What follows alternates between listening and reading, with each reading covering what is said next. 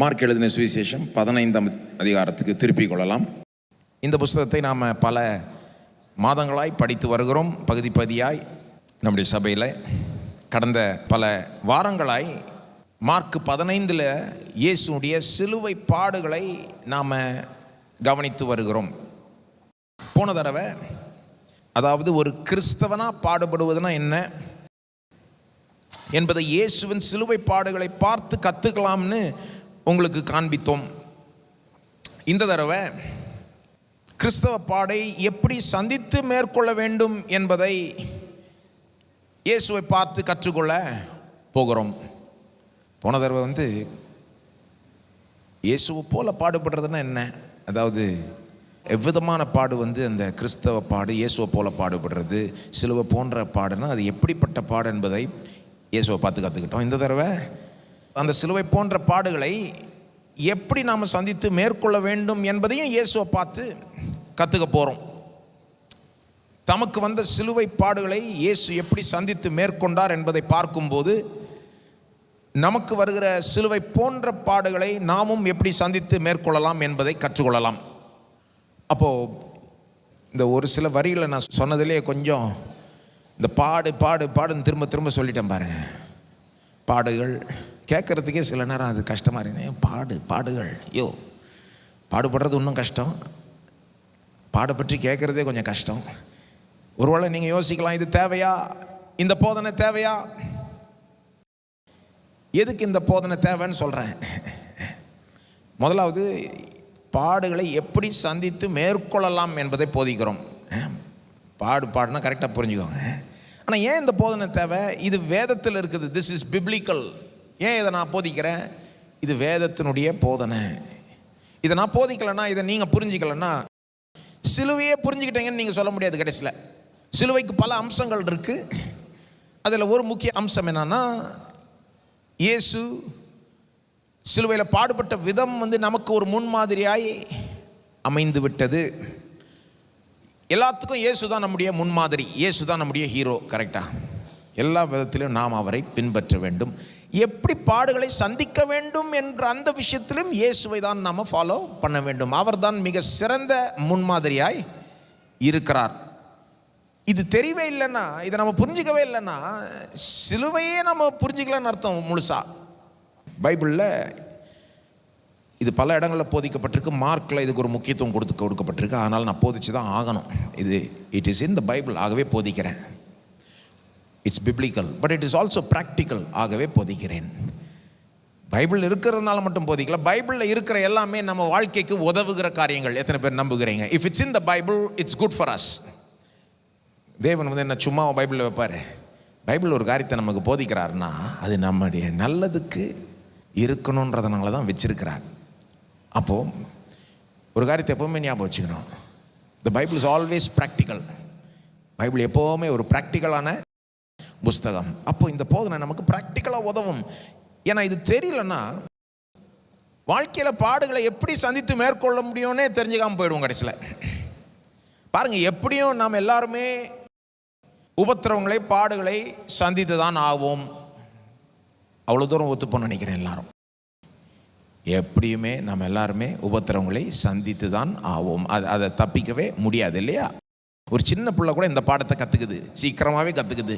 ஒரு சின்ன வயசுலேயே இந்த பிள்ளை விழுது பாருங்க, விழுந்து அடிபட்டு ரத்தம் வலி கதறி அழுது, இது ஒரு 2-3 தடவை நடந்தோடனே பிள்ளைக்கு புரிஞ்சுக்குது. ஓஹோ, வாழ்க்கையில் வலின்னு ஒன்று இருக்குது, வேதனைன்னு ஒன்று இருக்குது, பிரச்சனைன்னு ஒன்று இருக்குது அப்படின்னு சின்ன பிள்ளை கூட அது தெரிஞ்சிருது பாருங்கள். வாழ்க்கைன்னா கொஞ்சம் காலம் நீங்கள் வாழ்ந்துட்டீங்கனாலே அந்த பாடத்தை கற்றுக்கிறீங்க. என்னது?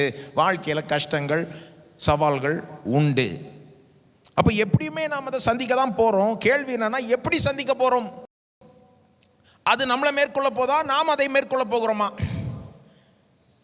மேற்கொள்ள பார்க்குறப்போ எந்த விதத்தை ஃபாலோ பண்ண போகிறோம்? உலகத்தின் விதத்தை ஃபாலோ பண்ண போகிறோமா, அல்லது இயேசுனுடைய வழியை ஃபாலோ பண்ண போகிறோமா?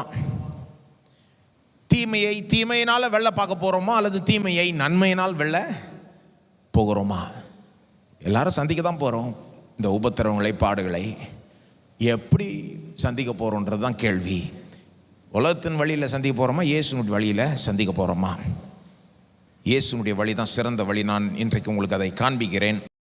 இயேசுவின் வழியை பின்பற்றுவோமானால் நாம் உண்மையிலே அதை மேற்கொள்வோம். அந்த பாடுகளை, உபத்திரவங்களை மேற்கொள்வோன்றது மட்டும் இல்லை, சரியான முறையில் மேற்கொள்வோம். தீமையை நன்மையினால் மேற்கொள்வோம்.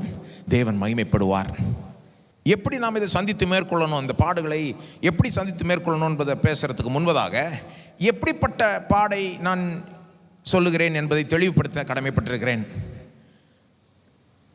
எப்படி பாடுகளை, உபத்திரங்களை சந்தித்து மேற்கொள்ள போகிறோம்ன்றதை சொல்ல போகிறேன். ஆனால் அதுக்கு முன்னால் எப்படிப்பட்ட பாடு என்றதை தெளிவுபடுத்திடுறேன். ஏன்னா பலவிதமான பாடுகள் இருக்குது. பாருங்கள், உலகத்தில் எல்லாருமே தான் பாடுபடுகிறார்கள். பலவிதமான பாடுகள் உண்டு.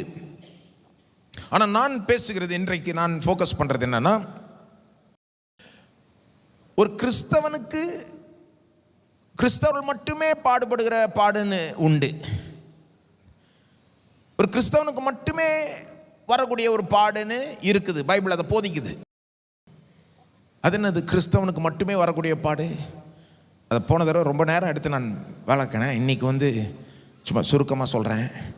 கிறிஸ்தவனுக்கு மட்டுமே வரக்கூடிய பாடு என்னது? கிறிஸ்துவின் நிமித்தமாய் வருகிற பாடு. அப்படின்னு நான் அர்த்தம், கிறிஸ்துவை ஃபாலோ பண்ணுறதுனாலே வருது. கிறிஸ்துவை ஃபாலோ பண்ணாதவர்களுக்கு வரலை. உண்மைதானே? சில நேரம் நீங்கள் கிறிஸ்துவை பின்பற்றுறதுனாலே உங்களை ஸ்கூல்லையோ காலேஜ்லேயோ வேலையிலையோ கொஞ்சம் ஒதுக்கலாம் ஜனங்க, அல்லது குடும்பத்திலேயே கூட ஒதுக்கலாம். அந்த மாதிரி சிலருக்கு நேரிடுது. ஒன்றும் இல்லை, அவங்க கிறிஸ்துவை பின்பற்றதை நிறுத்திட்டாங்கன்னா ஒதுக்குறதையும் நிறுத்திடுவாங்க. ஆனால் அவங்க கிறிஸ்துவை பின்பற்றுறதுனாலேயே அவங்கள குடும்பத்திலையும் காலேஜ்லேயும் வேலையிலையும் ஒதுக்குறாங்க. கிறிஸ்துவின் நிமித்தமாய் பாடு. கிறிஸ்தவனுக்கு மட்டுமே வரக்கூடிய பாடு நம்பர் 1, கிறிஸ்துவின் நிமித்தமாய் பாடு. நம்பர் 2, நீதி நிமித்தமாய் வருகிற பாடு. நீதி நிமித்தமாய்னா தப்பு செஞ்சதுனால மற்றவங்க கஷ்டம் கொடுக்குறாங்கன்னு இல்லை, கரெக்டாக செஞ்சதுனாலே அவன் துன்பப்படுத்துகிறான். ஊழல் செய்கிற இடத்துல நீங்கள் நேர்மையாக வாழ பார்த்தீங்கன்னா அவங்கள துன்பப்படுத்துவாங்க. ஏன்? நீங்கள் ஏதோ தப்பு செஞ்சீங்கன்னா, உருப்படியாக வாழணும்னு பார்த்தாலே சும்மா விட மாட்டானுங்க. நீதி நிமித்தமாய் பாடு. இது ரெண்டுத்தையுமே போன தடவை டைம் எடுத்து விளக்கினேன். இன்றைக்கு அதோடு சேர்த்து இன்னொரு 3வது ஒரு அம்சமும் சேர்க்க விரும்புகிறேன். போன தடவை டைம் இல்லாமல் போயிடுச்சு, அதனால் பேசலை. அதை கிறிஸ்துவ நிமித்தமாக பாடு, நீதி நிமித்தமாக பாடு. 3வது மற்றவள் நிமித்தமாய் பாடு. மற்றவள் நிமித்தமாய் பாடு அப்படின்னா மற்றவனுடைய நலனுக்காக வாழ்றதுனாலே, மற்றவளுக்கு உதவி செய்யணும்னு பார்க்கறதுனாலே பாடு. நீங்கள் சமுதாயத்தில் ஏழை எளியவர்கள் ஒடுக்கப்படுகிறவர்களை உயர்த்த பாருங்கள், அவங்களுக்கு போய் ஹெல்ப் பண்ண பாருங்கள். எல்லாரும் சும்மா இருப்பாங்க? எல்லாரும் உங்களை கைத்தட்டி பாராட்டுவாங்கன்னு நினைக்கிறீங்களா? அதை எதிர்க்கிறதுக்குனே ஆட்கள் இருக்கிறாங்க. இன்னொருத்தர் நல்லா இருக்கணும்னு நீங்கள் பிரயாசப்பட்டு கொஞ்சம் எக்ஸ்ட்ராவாக ட்ரை பண்ணி பாருங்கள். சிலர் சும்மா விட மாட்டாங்க. ஏன்னா அவனை ஒடுக்கிறதுல தான் இவங்க நல்லா இருக்கிறாங்க. அவனை ஒடுக்கியே இவங்களுக்கு பழக்கம் ஆயிடுச்சு.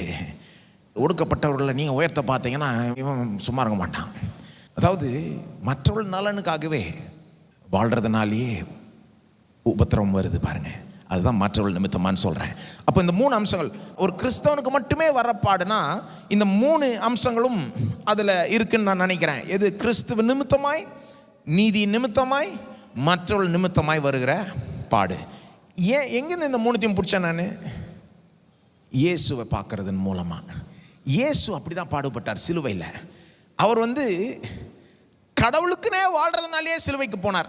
என் சித்தம் அல்ல உம்முடைய சித்தமே ஆக கடவுள்னு சொன்னதுனாலே அவருக்கு சிலுவை வந்தது. இல்லை, கடவுளுடைய சித்தம் வேணான்னு சொல்லியிருந்தால் சிலுவை அவாய்ட் பண்ணியிருக்கலாம். கடவுளுடைய சித்தத்தையே நான் செய்வேன்னு சொன்னதுனாலே சிலுவைக்கு போனார்.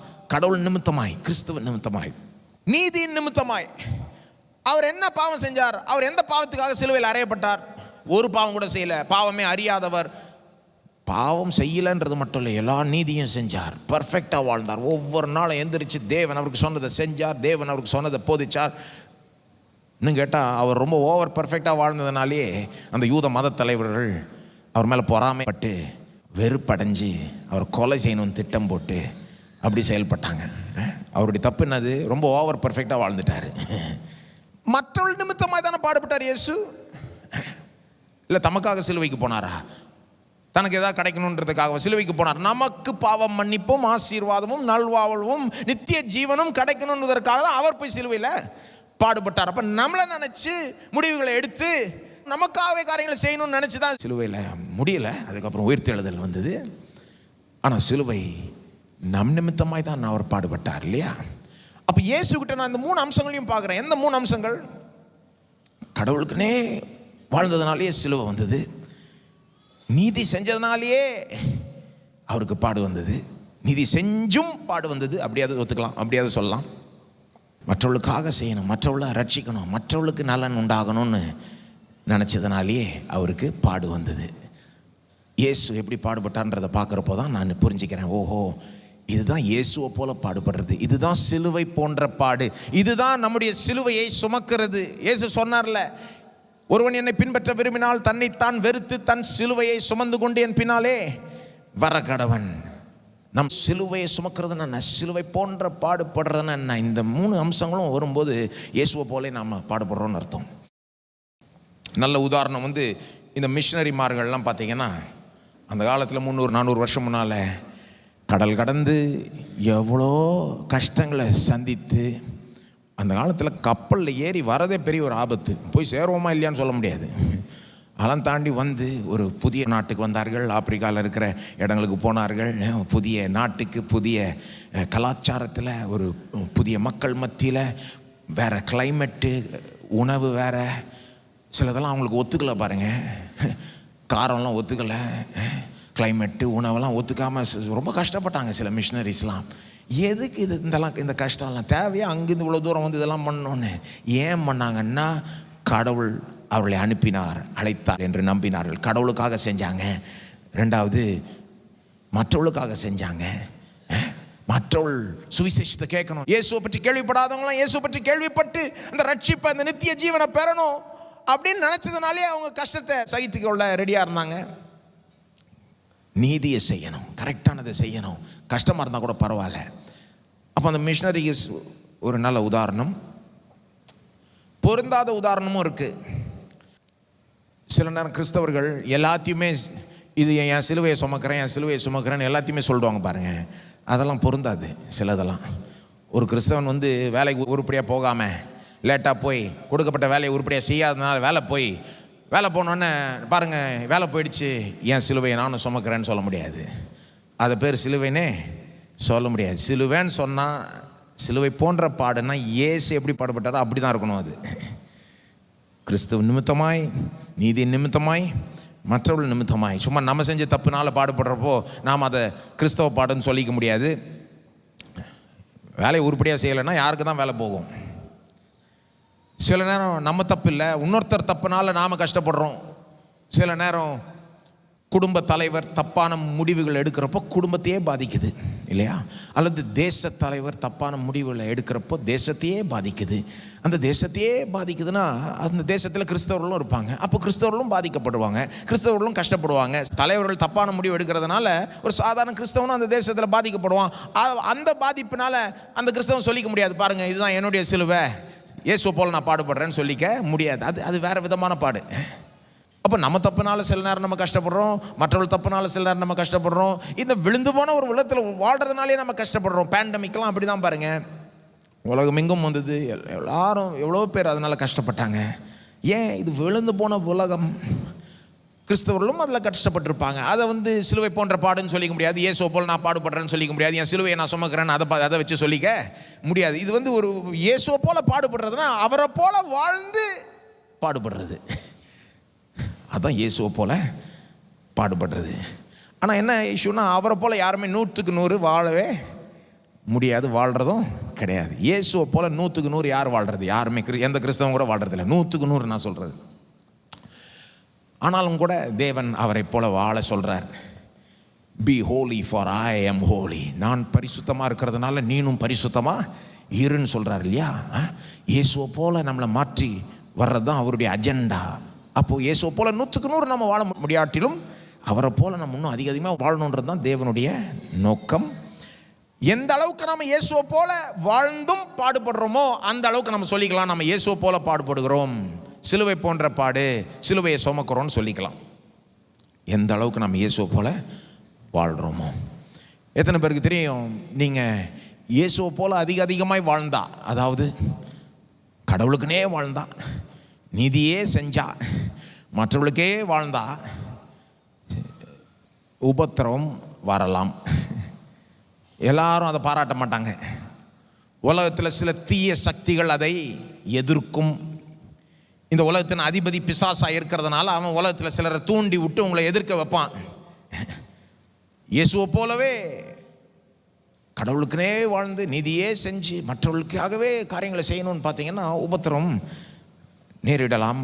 அந்த உபத்திரம் வர்றப்போ நாம் எப்படி அதை சந்திக்கணும், மேற்கொள்ளணும், அதை பற்றி தான் நான் மெயினாக பேச விரும்புகிறேன். ஆகவே இந்த செய்தியில் நான் சொல்லுகிற எல்லாமே எல்லா உபத்திரவங்களுக்கு பொருந்தாது. நான் சொல்லுகிற எல்லாமே எல்லா உபத்திரவங்கள் பாடுகளுக்கு பொருந்தாது. ஆனால் சிலது எல்லாத்துக்குமே பொருந்தும், சிலது எல்லாத்துக்குமே பொருந்தும். ஜென்ரலாக சில பிரின்சிபிள்ஸ் இருக்குது பாருங்கள். ஆகவே நான் ஸ்பெசிஃபிக்காக போகிறதுக்கு முன்னால் ஜென்ரலாக ஒரு சின்ன என்கரேஜ்மெண்ட் கொடுத்துட்றேன் உங்களுக்கு. ஒருவேளை நீங்கள் உட்காந்துக்கிட்டு இருக்கலாம் இங்கே, நீங்கள் இயேசுனால வாழ்ந்ததுனால ஒன்று உங்களுக்கு பாடு வராமல் இருக்கலாம். ஏன்னா நிறைய பேர் இயேசுனால வாழ்ந்ததுனால பெரிய பாடு வந்ததுன்னு இல்லை, எவ்வளோ ஆயிரங்காரங்க இருக்குது பாடுபடுறதுக்கு இல்லையா. எத்தனையோ காரணங்கள் நிமித்தமாய் பாடு வந்திருக்கலாம். நீங்கள் சளிப்படைந்து சோர்வடைந்து உட்காந்து கொண்டிருக்கலாம். ஒருவேளை நீங்கள் தப்பு செஞ்சுருக்கலாம், இன்னொருத்தர் தப்புனால பாடுபட்டு இருக்கலாம். நீங்கள் எந்த காரணத்தின் நிமித்தமாக பாடுபட்டீங்களாலும் நான் உங்களுக்கு சொல்ல வருகிறேன், சிலுவை எல்லாருக்கும் பெரிய ஒரு நம்பிக்கையை தருது. பாடுபடுகிற எல்லாருக்கும் நம்பிக்கையை தருது. ஏன்? இயேசு நம்முடைய பாவங்களை சுமந்து தீர்த்தார், நம்முடைய சாபங்களை சுமந்து தீர்த்தார். அவரை நம்பும்போது, அவருடைய சிலுவையை நம்பும்போது எனக்கு ஆசீர்வாதம் கிடைக்கலாம், எனக்கு மறுவாழ்வு கிடைக்கலாம், என்னுடைய கஷ்டத்திலிருந்து தேவன் என்னை விடுவிப்பார்னு நீங்கள் நம்பணும். கஷ்டத்தில் இருந்தீங்கன்னா நீங்கள் இந்த செய்தியை ரொம்ப நேரம் கேட்காமலே பயனடையலாம். ஒன்றும் இல்லை, இப்போ நான் சொல்கிறது கேளுங்க. இயேசு உங்கள் கஷ்டத்தை சிலுவையில் சுமந்து தீர்த்தார். இயேசு உங்களுடைய பாவத்தையும் உங்களுடைய சாபத்தையும் சிலுவையில் சுமந்து தீர்த்தார். எல்லாம் சொல்லுங்க, தீர்த்தார். தகுதியே இல்லாதவர்களுக்கு ஆசீர்வாதம் கிடைக்கணும் என்பதனாலேயே அவர் நமக்காக மரித்தார். அப்போ இதுதான் சிலுவையை பற்றிய மிக முக்கியமான சத்தியம் பாருங்க. அப்போ நீங்கள் என்ன கஷ்டத்தில் இருந்தாலும் அது பொருந்தும். முதல்ல அதை கவனிங்க, அதை நம்பி பயனடைங்க, தேவனிடத்திலிருந்து உங்கள் விடுதலையை பெற்றுக்கொள்ளுங்கள். அப்படியே உட்காந்துக்கிட்டா நான் தப்பு செஞ்சிட்டேன், இப்படியே பாடுபட்டுக்கிட்டே போக வேண்டியது தான் அப்படின்னு நினைக்க வேண்டாம். ஆனால் இன்றைக்கி சப்ஜெக்ட் அது கிடையாது. இயேசுவை போல் வாழ்கிறப்போ நமக்கு உபத்திரம் வந்ததுன்னா அதை எப்படி சந்திக்கிறது, அதுதான் சப்ஜெக்ட். இன்றைக்கி நான் என்ன செய்ய விரும்புகிறேன்னா, இந்த மாதிரி உபத்திரவத்துக்கு இயேசுனுடைய ரியாக்ஷனையும் உலகத்தினுடைய ரியாக்ஷனையும் கான்ட்ராஸ்ட் பண்ண விரும்புகிறேன்.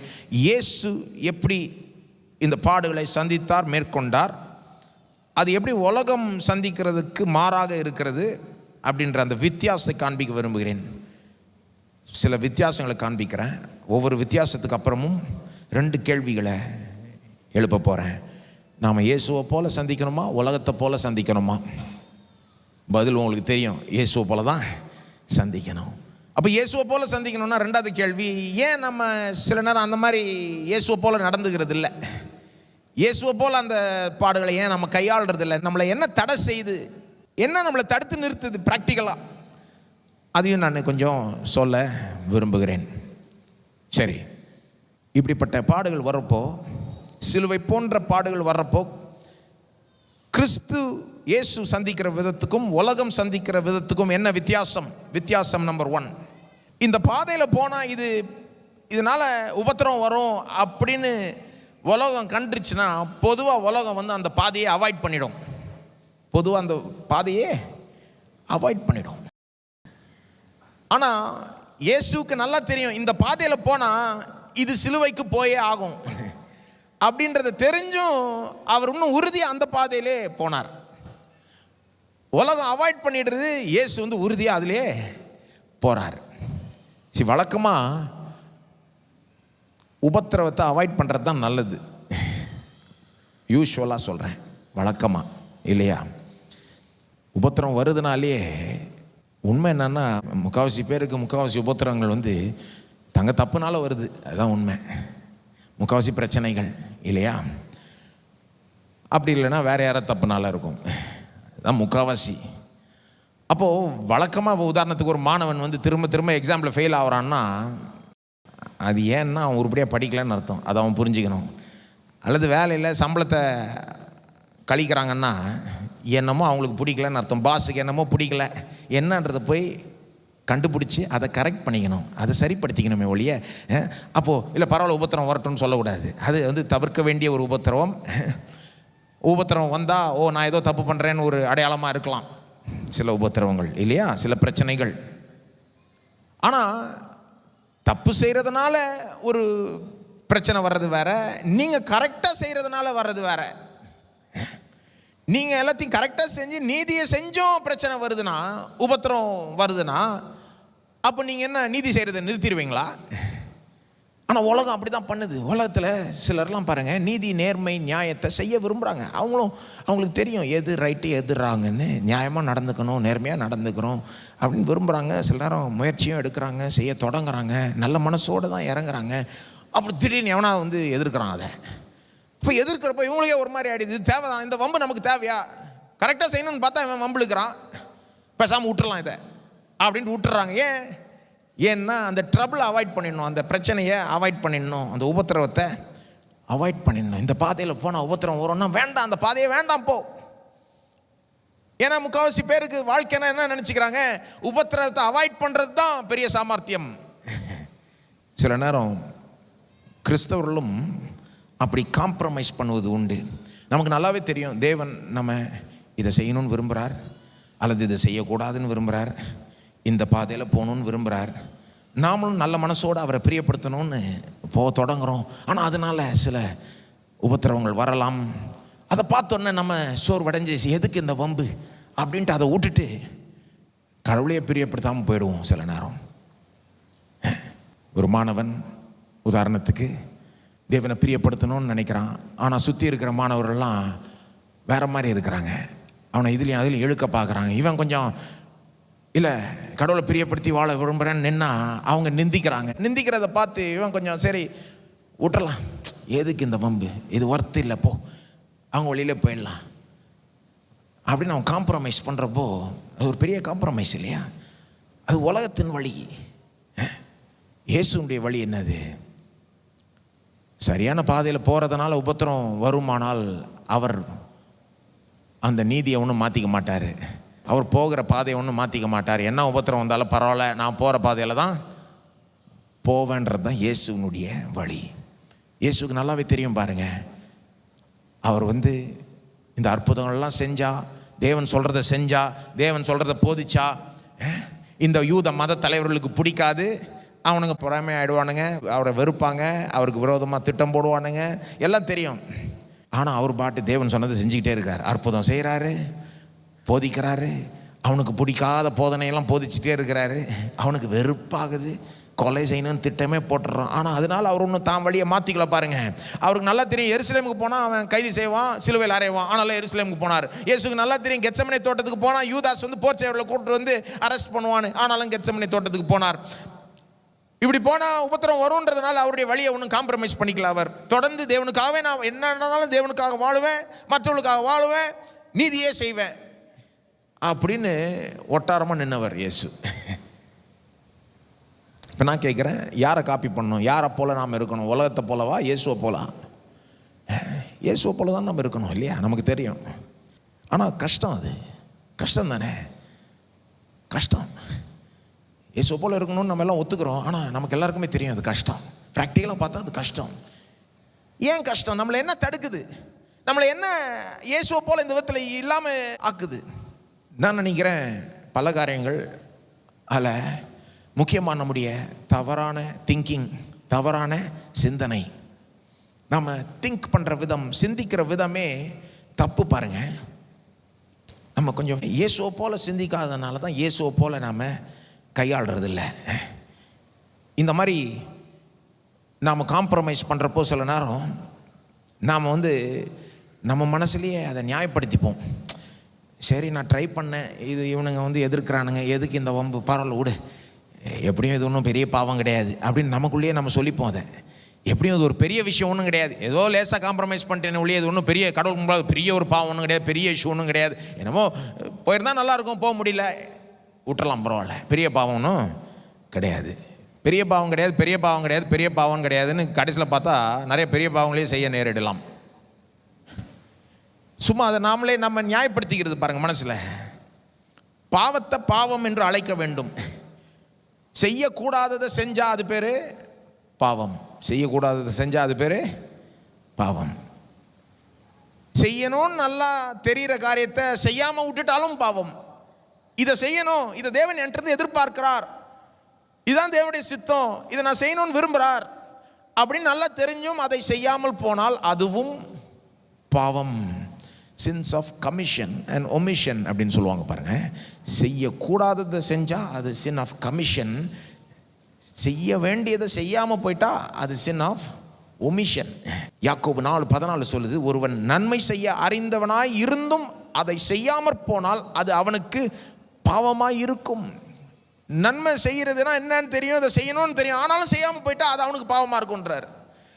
இயேசு இதை ரொம்ப ஒரு பயங்கரமான உதாரணம் கொடுத்தார். மத்தேயு 25:31-46 ஒரு கதை சொல்கிறாரு. அந்த கதையில் அவர் எப்படி சொல்கிறாரு, தம்முடைய ஜனங்கள் தாகமாக இருந்தாங்க, பசியாக இருந்தாங்க, நிர்வாணமாக இருந்தாங்க, ஆனால் யாரும் அவங்களுக்கு தண்ணி கொடுக்கல, உணவு கொடுக்கல, உடை கொடுக்கல அப்படின்ட்டு அப்படி செய்யாதவங்களுக்கு தண்டனை வருதுன்ற மாதிரி அந்த கதை போகுது. அந்த கதை கரெக்டாக புரிஞ்சிக்க வேண்டிய இடத்துல புரிஞ்சுக்கணும். ஆனால் பாயிண்ட் என்னன்னா, அங்கே அவங்க பெரிய செஞ்ச பாவம் என்னது, செய்ய வேண்டியதை செய்யாமல் விட்டாங்க. தாகமாக இருக்கிறவங்களுக்கு தண்ணி கொடுக்காமல் போயிட்டாங்க, பசியாக இருக்கிறவங்களுக்கு உணவு கொடுக்காமல் போயிட்டாங்க, நிர்வாணமாக இருக்கிறவங்களுக்கு உடையை கொடுக்காம போயிட்டது தான் அங்கே பாவமாயிடுச்சு, பெரிய பாவமாயிடுச்சு. அப்போ நமக்கு தெரியும் தேவன் இந்த பாதையில் தான் நம்ம போகணும்னு விரும்புகிறாரு, தெரிஞ்சே நம்ம போகலன்னா, காம்ப்ரமைஸ் பண்ணிட்டோம்னா அது நம்ம என்ன நியாயப்படுத்திக்கிட்டாலும் அது சரியாக ஆகாது. பாவத்தை பாவம் என்று அழைக்க வேண்டும். திங்கிங்கை மாற்றணும் பாருங்கள். நம்முடைய மனசில் முதல்ல அது பாவமாக ஒத்துக்கணும். நம்ம ரெண்டாவது இந்த திங்கிங்கில் பல விதத்தில் நம்ம தப்பாக சிந்திக்கிறோம். அதனாலேயே நம்ம இயேசுவை போல் இருக்கிறது இல்லை பாருங்கள். சில நேரம் இப்படியும் நம்ம தப்பாக சிந்திப்போம். இன்னொரு தப்பான சிந்தனை சொல்கிறேன், மனம் புதிதாகணும். இந்த மாதிரி இயேசுவை போல் வாழ பார்க்குறப்போ, உபத்திரம் வர்றப்போ, நம்ம காம்ப்ரமைஸ் பண்ணுறப்போ நம்ம எப்படி திங்க் பண்ணுறோம், சரி இயேசுவை போல் அதிகமாக வாழ்ந்தால் வெறும் உபத்திரமாக வந்துடும், வாழ்க்கையில் பெரிய பிரச்சனை ஆகிடும், எல்லாம் போயிடும் அப்படின்னு நினைக்கிறோம். இயேசுவை போல், அதாவது கடவுளுக்குனே கடவுள் கடவுள் கடவுள், நீதி நீதி நீதி, மற்றவள் மற்றவள் மற்றவள்னே வாழ்ந்தா வாழ்க்கையே உபத்திரவமாயிடும்னு நினைக்கிறோம் பாருங்கள். அது தப்பு. வாழ்க்கையே ஒன்றும் உபத்திரவமாயிடாது. உபத்திரவம் வரலாம், ஆனால் வாழ்க்கையே ஒன்றும் வெறும் உபத்திரவமாக வரப்போகுது கிடையாது. கடவுள் கடவுள் கடவுள், நீதி நீதி நீதி, மற்றவள் மற்றவள் மற்றவள் வாழ்ந்தா வெறும் உபத்திரவம் வரும் கிடையாதுங்க. எவ்வளோ ஆசீர்வாதங்களும் வருங்க. என்னங்க கரெக்டு தான், எவ்வளோ ஆசீர்வாதங்கள் வரும். இயேசு போல வாழ்ந்தா எவ்வளோ ஆசீர்வாதங்கள் வரும். உதாரணத்துக்கு உங்கள் மனசாட்சி சமாதானமாக இருக்கும். எவ்வளோ காசு கொடுத்தாலும் அதை நீங்கள் வாங்கவே முடியாது, ஒரு சமாதானம் உள்ள ஒரு மனசாட்சி. நிறைய பேருக்கு சமாதானம் இல்லாததுக்கு காரணம் அவங்க எப்போ பார்த்தாலும் மனசாட்சிக்கு விரோதமாக வாழ்ந்துக்கிட்டு இருக்காங்க. சில நேரம் கிறிஸ்தவர்களும் அப்படி இருக்கிறார்கள். எனக்கு புரியுது, நம்ம பாவம் செய்தால் நம்ம பாவத்தை அறிக்கை செய்து தேவன்கிட்ட மன்னிப்பை பெற்றுக்கொள்ளலாம். இயேசுடைய ரத்தம் நம்மளை பாவங்களை கழுவுதுன்றது புரியுது. தேவன் நமக்கு ஒரு பேக்கப் மாதிரி வச்சுட்டா இருப்பாருங்க. என்ன தப்பு செஞ்சாலும் அவர்கிட்ட போய் நாம மன்னிப்பை பெறலான்ற மாதிரி வச்சிட்டாரு. ஆனால் அதுக்கு நீ தப்பவே செஞ்சுக்கிட்டேன்னு சொல்ல அவர். போக போக என் குமாரனை போல நீர் மாறிட்டே வான்னு சொல்கிறாரு. இயேசுவை போல மாறிட்டே வர சொல்கிறாரு இல்லையா? அப்போது இயேசுவை போல வாழ வாழ சமாதானம் இருக்குது உள்ளத்தில். மனசாட்சி நம்மளை குற்றப்படுத்துறது இல்லை. இயேசு தேவனை பிரியப்படுத்தி வாழ்கிறப்போ அதுவே வாழ்க்கையில் பெரிய ஒரு சந்தோஷத்தையும் ஒரு திருப்தியும் தருகிறது. ஒத்துப்பீங்களா? நீங்கள் தேவனுடைய சித்தத்தை செய்கிறப்போ ஒரு திருப்தி வருது பாருங்க. தேவன் உங்களை இதை செய்ய சொன்னார், நீங்கள் அதை போய் செய்கிறப்போ ஒரு திருப்தி வரல உங்களுக்கு. ஐயோ அது எவ்வளோ காசு கொடுத்தாலும் வாங்க முடியாது. அதான் இயேசு சொன்னார், my food is to do the will of God. தேவனுடைய சித்தத்தை செய்வதே என்னுடைய ஆகாரம். எப்போ சொன்னார்னா யோவான் 4ஆம் அதிகாரத்தில் சமாரிய ஸ்திரீட்ட பேசிக்கிட்டு இருந்தார் இல்லையா? பேசி முடிச்சுட்டு அவருக்கு தெரியும் அந்த அம்மா ஊருக்கு போய் ஊரே கூப்பிட்டு வரப்போகுதுன்னு காத்துக்கிட்டு இருக்கார். ஊரே கூப்பிட்டு வரப்போகுது, இவர் பிரசங்கம் பண்ண ரெடி ஆகிட்டு இருக்கிறார். தேவ ராஜ்யத்தை குறித்து அந்த ஊர் ஜனங்களுக்கு பிரசங்கம் பண்ண போகிறார். அந்த நேரத்தில் போய் சீஷர்கள் ஆண்டவரே சாப்பிடணும்னு பிரியாணி எண்ணிட்டுறாங்க. பிரியாணியா என்னன்னு தெரில எனக்கு. எனத்தையும் நீட்டு இருப்பாங்க இயேசுக்கிட்ட. இயேசுவே இவ்வளோ நேரமாக சாப்பிடல, கொஞ்சம் சாப்பிடணும். இயேசு சொல்கிறார், அது வேண்டாம், ஒதுக்கு, இப்போ சாப்பிட்றதுக்கு நேரம் கிடையாது. தேவனுடைய சித்தத்தை செய்வதே எனக்கு சாப்பிட்ற மாதிரி. எனக்கு சாப்பிட்றது ரொம்ப பிடிக்கும். ஏன்னா சாப்பிட்றப்போ அவ்வளோ ஒரு திருப்தி வருது இல்லையா? அதுவும் நல்ல ஒரு உணவை சாப்பிட்றப்போ, அந்த நல்ல பிரியாணியோ நல்ல எதையாவது சாப்பிட்றப்போ ஒரு திருப்தி வருது பாருங்கள். ஆப்பா, இயேசு அந்த விதத்தில் தான் சொல்கிறாரு, தேவனுடைய சித்தத்தை செய்வது எனக்கு சாப்பிட்ற மாதிரி, அதை என்னை திருப்திப்படுத்துது, அதை ஒதுக்கு, இதை விட எனக்கு அதுதான் திருப்தியை தரும். இப்போ வரப்போகிறாங்க, ஊர் ஜனங்கள்லாம் வரப்போகிறாங்க, நான் அவங்களுக்கு பிரசங்கம் பண்ணணும். கரெக்டாக அவர் சொன்ன மாதிரியே வந்தாங்க, பிரசங்கம் பண்ணார், அதுக்கப்புறம் சாப்பிட்டுருப்பாருன்னு நினைக்கிறேன். ஆனால் அவருக்கு பாருங்கள், அந்த தேவனுடைய சித்தத்தை செய்வது ஒரு பாரமாக இல்லை, அதை செய்ய செய்ய அவருக்கு ஒரு பெரிய ஒரு திருப்தி. அப்போது இயேசுவை போல கடவுள் கடவுள் கடவுள் நீதி நீதி நீதி மற்றவள் வாழ்ந்தா ஒரே பாடாயிடும், உபத்திரவம் ஆகிடும் நினைக்கிறதே தப்பு இல்லை. சமாதானம் இருக்கும், சந்தோஷம் இருக்கும், திருப்தி இருக்கும், நிறைவு இருக்கும். அது மட்டும் இல்லை, எவ்வளோ விதத்தில் ஆசீர்வதிக்கப்படுவோம். பர்சனலாக ஆசீர்வதிக்கப்படுவோம், நம்முடைய குடும்பம் ஆசீர்வதிக்கப்படும், நம்முடைய சந்ததி ஆசீர்வதிக்கப்படும், நம்முடைய சமுதாயம் நம்மளால் ஆசீர்வதிக்கப்படும். எவ்வளோ விஷயங்கள் இருக்கு. ஆனால் சில நேரம் நம்ம வெறும் அந்த பாடம் மட்டும் பார்த்துருவோம். எதுக்கு இந்த உபத்திரம், காம்ப்ரமைஸ் பண்ணிட்டு போயிடுவோம். திங்கிங்கை மாற்றணும் பாருங்கள். அப்படி உபத்திரம் வந்தால் கூட என்ன தெரியுமா யோசிக்கணும், நம்ம பாவம் செய்கிறத காட்டிலும் பாடுபடுவதே மேல். அந்த லைன் ஞாபகம் வச்சுக்கோங்க. பாவம் செய்கிறத காட்டிலும் பாடுபடுவதே மேல். பாவமும் இல்லை பாடம் இல்லைன்னா அது பரலோகம், அது ஒரு நாள் வரப்போகுது, சரிங்களா? ஆனால் இந்த பூமியில் சில நேரம் நாம் சூஸ் பண்ண வேண்டியதாக இருக்குது. சாய்ஸ் அந்த மாதிரி இருக்குது. பாவம் செய்ய போகிறீங்களா அல்லது பாவம் செய்யாமல் பாடுபட போகிறீங்களா? ஏதோ ஒரு உபத்திரத்தை சந்திக்க போகிறீங்களா? மோசேக்கு அப்படிப்பட்ட சாய்ஸ் தானே கொடுக்கப்பட்டது. அரண்மனையில் வளர்ந்தார் மோசே. அந்த எகிப்தின் அரண்மனையில் அவருக்கு எல்லா ஐஸ்வர்யமும் செல்வமும் எல்லாமே இருந்தது. ஆனால் அது பாவம் நிறைந்த ஒரு இடமா இருந்தது, அநீதி நிறைந்த ஒரு இடமா இருந்தது. தேவனுக்கு விரோதமான காரியங்கள் அங்கே நடைபெற்று கொண்டு இருந்தது. தேவனுடைய ஜனங்களுக்கு விரோதமாய் அந்த அரண்மனையும் அந்த ராஜாவும் செயல்பட்டு கொண்டிருந்தார். ஆனால் மோசே என்ன பண்ணுறாரு, அந்த பாவ சந்தோஷத்தை விட்டுட்டு தேவ ஜனங்களோட உபத்திரவத்தையே சந்திக்க சூஸ் பண்ணுறாரு. எபிரேயர் ஒருவேளை பைபிள் கூட உங்களுக்கு 24ஆம் வசனத்தில் மோசே எப்படி அதை சூஸ் பண்ணாருன்னு சொல்லுது பாருங்க.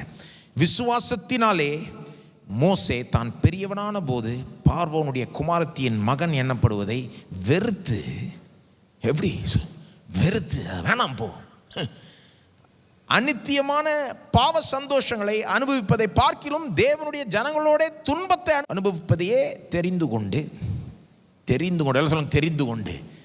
சாய்ஸ் பாருங்க, நம்ம தான் சூஸ் பண்ணோம். 26ஆம் வசனம், இனி வரும் பலன் மேல் நோக்கமாய் இருந்து எகிப்தில் உள்ள பொக்கிஷங்களிலும் கிறிஸ்துவின் நிமித்தம் வரும் நிந்தையை அதிக பாக்கியம் என்று எண்ணினான். எல்லாம் சொல்லுங்க, எண்ணினான்.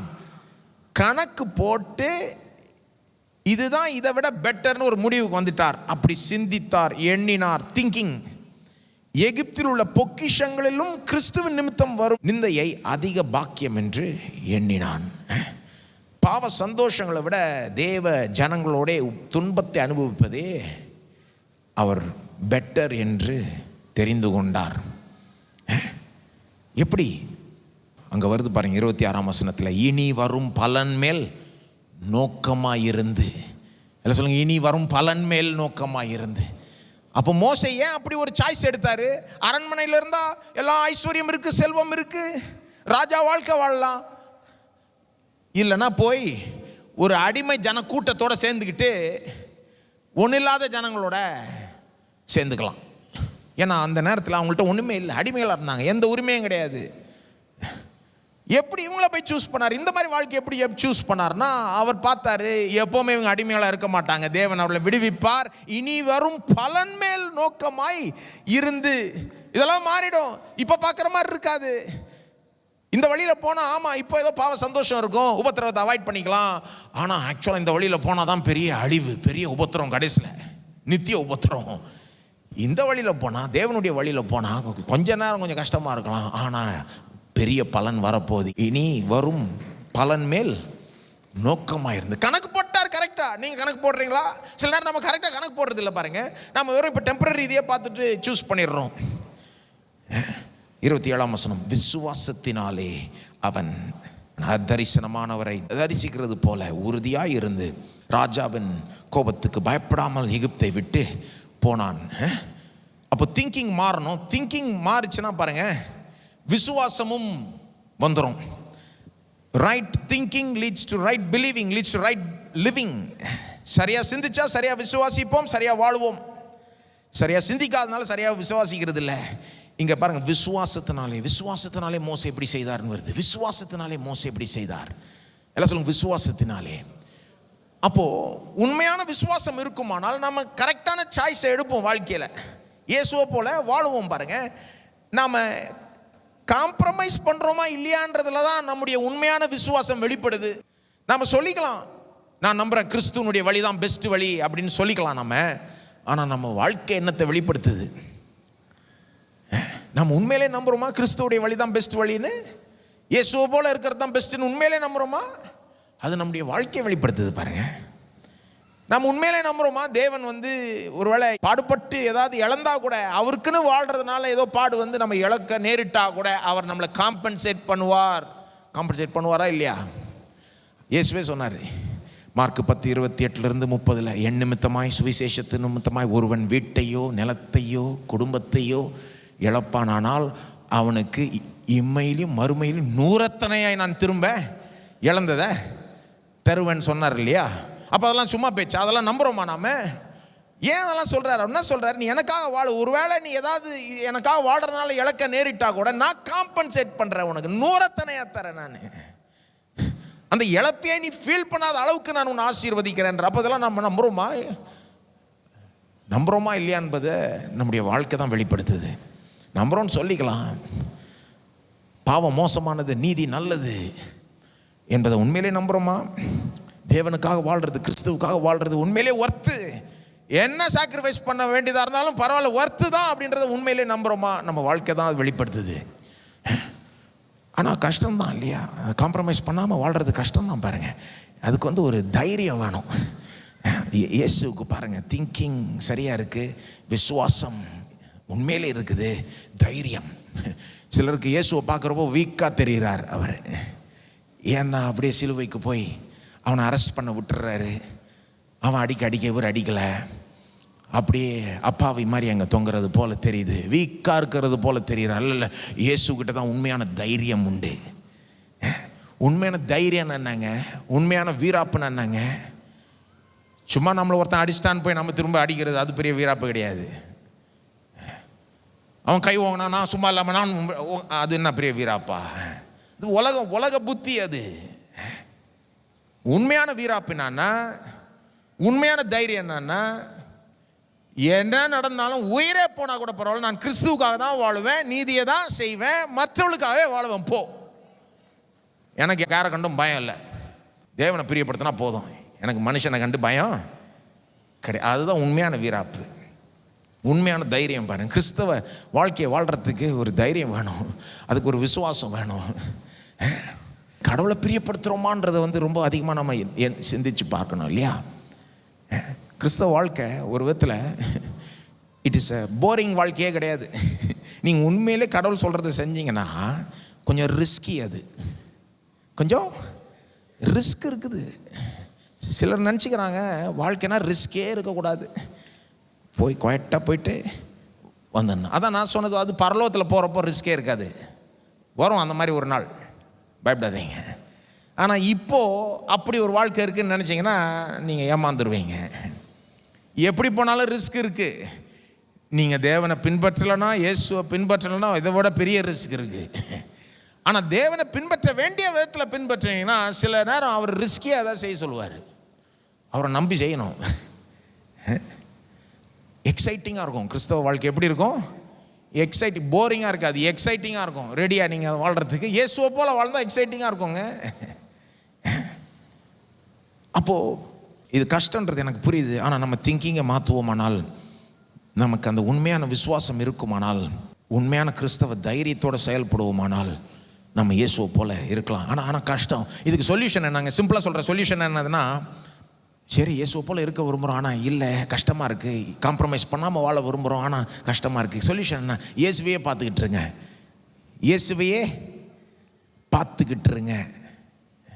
இயேசுவையே ஃபோக்கஸ் பண்ணிட்டு இருந்தீங்கன்னா போக போக அவரை மாதிரி ஆயிடுவீங்க. இயேசு எப்படி காம்ப்ரமைஸ் பண்ணாம காரியங்களை செய்தார்னு பாருங்க. எருசலேமுக்கு நேராக தம்முடைய முகத்தை திருப்பினார். ஒரே ஃபோக்கஸா சிலுவைக்கு நேராக போறாரு. அவன் அவரை டிஸ்ட்ராக்ட் பண்ண பார்க்குறான். பேதுருவே வந்து ஐயோ இது உமக்கு வேண்டான்றாரு. கலிலேயர்கள் வந்து நீங்கள் இங்கேயே இருங்க, இங்கேயே ஊழியம் பண்ணுங்க, அங்கெல்லாம் போகாதீங்க, எருசலேம் போனால் அது எதுக்கு உங்களுக்கு அந்த வம்பு அப்படின்றான். வழியில் கிரேக்கர்கள் வந்து அவரை எங்கள் ஊருக்கு வாங்கன்றான். கிரேக்கர்கள் வந்து அவரை சந்திக்க வராங்க பாருங்க, யோவானில் அது வருது அந்த பகுதி. அவர் சந்திக்க மாட்டேன்றார். ஏன்னா அவன் வந்து அவர் டிஸ்ட்ராக்ட் பண்ண வரான். எங்கள் ஊருக்கு வாங்க, இவ்வளோ பெரிய போதகர் நீங்கள், நான் சாக போகிறேன்ப்பா எருசலேமுக்கு, உங்கள் ஊருக்கு எங்கள் ஆள் வருவாங்க அப்புறம்ன்ட்டு அனுப்பிடுறாரு அவனை. என்னை பிரசங்கிக்கிறவன் ஒரு நாள் உங்கள் ஊருக்கு வருவான், இப்போ நான் உன்னை பார்க்க முடியாது. அதாவது என்ன ஒரு ஃபோக்கஸோட எதுனாலும் டிஸ்ட்ராக்ட் ஆகாமல் காம்ப்ரமைஸ் பண்ணாகாமல் அவர் போறாருன்றதை நீங்கள் பார்க்க பார்க்க உங்களுக்கும் அப்படிப்பட்ட குவாலிட்டி வந்துடும். அவரை ரசிக்க ரசிக்க நீங்களும் அவரை போலவே ஆகிவிடுவீர்கள். இயேசுவை பார்த்துக்கிட்டே இருங்க. எல்லாம் சொல்லுங்கள், இயேசுவை பார்த்துக்கிட்டே இருங்க. அதான் சிம்பிள் சொல்யூஷன். இயேசுவை பார்த்துக்கிட்டே இருங்கன்னா எப்படிங்க இயேசுவை பார்த்துக்கிட்டு இருக்கிறது? வெளியே போய் அண்ணாந்து வானத்தை பார்க்குறதா இயேசுவை பார்க்குறது கிடையாது. அல்லது கண்ணை மூடிக்கிட்டு இயேசுவை அப்படியே நீலமுடி ஒரு தாடியோட பிக்சர் பண்ணிக்கிட்டு சோசன் டிவி சீரீஸில் எப்படி வராரோ அப்படி பிக்சர் பண்ணிக்கிட்டு அதுவா இயேசுவை பார்க்குறது? இயேசுவை பார்க்குறதுனா சோசன் டிவி சீரீஸ் அருமையான சீரீஸ், பார்க்கலன்னா தயவுசெய்து பாருங்கள், நல்லாயிருக்கும். ஆனால் பெஸ்ட்டு அதை விட வேதத்தில் இயேசுவை பார்க்குறது. வேதத்தில் இயேசுவை பார்க்குறது. வேதத்தில் இயேசுவை பார்க்க பார்க்க ஒரு காலகட்டத்தில் நீங்கள் அவரை ரசிக்க ஆரம்பிச்சிட்டிங்கன்னு வைங்க, உலகத்தின் வழியை வெறுக்க ஆரம்பிச்சிட்டிங்கன்னு வைங்க, அப்போது நீங்கள் இயேசுவை போல் மாற ஆரம்பிச்சிட்டிங்கன்னு அர்த்தம். கொஞ்சம் இது அப்படியே தொடர்ந்துட்டு இருந்தீங்கன்னா நீங்கள் அவரை போலவே இன்னும் அதிகமாக மாறிடுவீங்க. உலகத்தின் வழியை ரசிக்கிறீங்களா, இயேசுடைய வழியை ரசிக்கிறீங்களா? உலகத்தின் வழி வந்து காம்ப்ரமைஸ், லாபத்துக்காக காம்ப்ரமைஸ் பண்ணுவான் அவன். பிஸ்னஸ் செய்கிறவர்கள் அவங்க சொல்கிறான் பாட்டம் லைனை வச்சு முடிவு எடுக்கணுன்றான், ப்ராஃபிட்டை வச்சு முடிவு எடுக்கணும், எது நன்மை தீமைன்னு வச்சு முடிவெல்லாம் எடுக்கிறது இல்லை. ஆனால் கிறிஸ்தவன் பிஸ்னஸ் செய்தால் அது வேற மாதிரி இருக்கணுங்க. அது போன வாரம் நம்ம கேட்டோம் இல்லையா, நாம் உலகத்துக்கு உப்பாக இருக்கிறோம், வெளிச்சமாக இருக்கிறோம், தேவனுடைய நகரமாக இந்த உலக நகரங்களில் நாம் இருக்கிறோம். அப்போ நாம் வித்தியாசமாக இருக்கணும். இந்த ஃபுட் பிஸ்னஸ்லாம் சொல்கிறாங்க நிறைய கலப்படம் உண்டு அதில் அப்படின்றாங்க. ஏன்னா அப்படிலாம் பண்ணால் தான் ப்ராஃபிட் கரெக்டாக வரும், மார்ஜின் கரெக்டாக வரும். என்ன பண்ணுறது, வேறு வழியில் எல்லாம் பண்ணுறாங்க. அப்படி அந்த பேச்செல்லாம் வேலைக்காகாது. ஒரு கிறிஸ்தவன் அதே பிஸ்னஸை பண்ணால் அது வேறு மாதிரி இருக்கணும், உலகத்தார் மாதிரி பண்ணிக்கிட்டு இருக்கக்கூடாது பாருங்க. இல்லைங்க அப்படி பண்ணால் அந்த அளவுக்கு ப்ராஃபிட் வராது. நாம் என்ன நம்பணும்னா தேவனுக்கு பிரியமான விதத்தில் பண்ணால் வராத ப்ராஃபிட்டை அதை விட அதிகமாக வேறு விதத்தில் அவர் வர வைப்பார் அப்படின்னு நம்பி முடிவுகளை எடுக்கணும் பாருங்க. உலகத்தின் வழியில் விரும்புகிறோமா, இயேசுவின் வழியை விரும்புகிறோமா? உலகத்தின் வழியை ரசிக்கிறோமா, இயேசுவின் வழியை ரசிக்கிறோமா? உலகத்தின் வழியை வெறுக்க ஆரம்பிச்சிட்டேங்கன்னு வைங்க, இயேசுவின் வழியை ரசிக்க ஆரம்பிச்சிட்டேங்கன்னு வைங்க, போக போக ஆவியானவர் உங்களை இயேசுவை போலவே மாற்றி விடுவார். ஸோ இயேசுவை பார்த்துக்கிட்டே இருங்கலாம் சொல்லுங்க, இயேசுவை பார்த்துக்கிட்டே இருங்க. இயேசுவை பார்த்துக்கிட்டே இருந்தால் தான் அவரை ரசிப்பீங்க. ஆவியானவருடைய உதவியோட மனக்கண்கள் திறக்கப்பட்டு பார்த்துக்கிட்டே இருந்தீங்கன்னா ஆவியானவர் உங்களை அவரை போலவே மாற்றிக்கொண்டே வருவார். அது சிம்பிளான சொல்யூஷன். இயேசுவை பார்த்து கொண்டே இருங்கள். இன்னொரு ப்ராக்டிக்கல் ஒரு டிப் சொல்கிறேன், இதை செஞ்சு பாருங்க. எல்லாம் சொல்லுங்கள், செஞ்சு பாருங்க. என்னத்தை செஞ்சு பாருங்க? இயேசுவின் வழியை ஃபாலோ பண்ணி பாருங்க. காம்ப்ரமைஸ் பண்ணாமல் ஏதாவது ஒரு ஸ்டெப் எடுத்து பாருங்க. நீங்கள் ஒரு மாணவனாக இருக்கலாம், ஒரு பிஸ்னஸ் மேனாக இருக்கலாம், ஏதோ ஒன்றா இருக்கலாம். காம்ப்ரமைஸ் பண்ண சோதனை வருது உங்களுக்கு. ஆனால் இன்றைக்கி நம்ம சொல்கிறதுனாலே கொஞ்சம் ட்ரை பண்ணி பாருங்கள். அவ்வளோதான் சொல்கிறேன், ட்ரை பண்ணி பாருங்கன்னு தான் சொல்கிறேன். செஞ்சு பாருங்கள், ஒரு சின்ன ஸ்டெப் எடுங்களேன். ஒரு மாணவனாக இருக்கிறீங்கன்னா உங்கள் சுற்றியில் இருக்க ஃப்ரெண்ட்ஸ் எல்லாம் உங்களை காம்ப்ரமைஸ் பண்ண வைக்க பார்க்குறோம், நீங்கள் ஒரு முடிவு எடுக்க பார்க்குறீங்க, இன்றைக்கி செய்தியை கேட்டிருக்கீங்க, செஞ்சு பாருங்கள். காம்ப்ரமைஸ் பண்ணாமல் ஒரு ஸ்டெப் எடுத்து பாருங்கள். என்ன நடக்கும்னா மிஞ்சி மிஞ்சி போனால் என்னங்க நடக்க போகுது? ட்ரை பண்ணுறீங்க, ஒர்க் ஆகலை, சரி எல்லாம் வேலைக்கு ஆகுது போ அப்படின்னு போயிட்டே இருங்க. அட்லீஸ்ட் ட்ரை பண்ணுங்கள், அவ்வளோதான் சொல்கிறேன் நான். ஏன் சொல்கிறேன்னா நிறைய பேர் இதை ட்ரையே பண்ணுறதில்லை. ட்ரை பண்ணாததுனால இதனால் வரக்கூடிய ஆசீர்வாதத்தை திருப்தி அவங்க அனுபவிக்கிறதே இல்லை. அதனால் அப்படியே இருந்துடுறாங்க. நீங்கள் ஒரு முறை ட்ரை பண்ணிங்கன்னா நான் நம்புகிறேன் தேவன் உங்களை ஆசீர்வதிப்பார். நீங்களே பார்ப்பீங்க, ஓஹோ இப்படி நடக்குமா, அப்புறம் திரும்ப ட்ரை பண்ணுவீங்க, அப்போ இன்னும் கொஞ்சம் ட்ரை பண்ணணும்னு ஆகிடும் உங்களுக்கு. அப்படியே போக போக வந்துடுவீங்க. சும்மா லேசாக செஞ்சு பாருங்கள். எல்லாம் சொல்லுங்கள், செஞ்சு பாருங்கள். தேவனம் இயேசுவை போல செஞ்சு பாருங்க. ரெண்டாவது வித்தியாசம், இயேசுனுடைய வழிக்கும் உலகத்தின் வழிக்கும், இந்த உபத்திரவங்களை கையாளுறது எப்படின்னு இயேசுடைய வழிக்கும் உலகத்தின் வழிக்கும் உடைய வித்தியாசத்தை சொல்லுகிறேன். முதல் வித்தியாசம் என்னன்னா, உலகம் உபத்திரவத்தின் பாதையை அவாய்ட் பண்ணுது, இயேசுவோ அந்த பாதையில் உறுதியாக போகிறார். ரெண்டாவது வித்தியாசம், உலகம் அல்லது நீதியே செய்து நல்லா வாழ்ந்து மற்றவர்களுக்காக வாழ்ந்து அப்படியும் உபத்திரம் வரும்போது உலகத்தார்கள், சொல்லப்போனால் முதிர்ச்சி அடையாத கிறிஸ்தவர்கள் கூட என்ன ஆகிடுது, அவங்களுக்கு நீதியே செஞ்சு நல்லதை செஞ்சு மற்றவர்களுக்காக வாழ்ந்தும் உபத்திரம் வந்ததுன்னா சில நேரம் அவங்க ஷாக் ஆகி போயிடுறாங்க.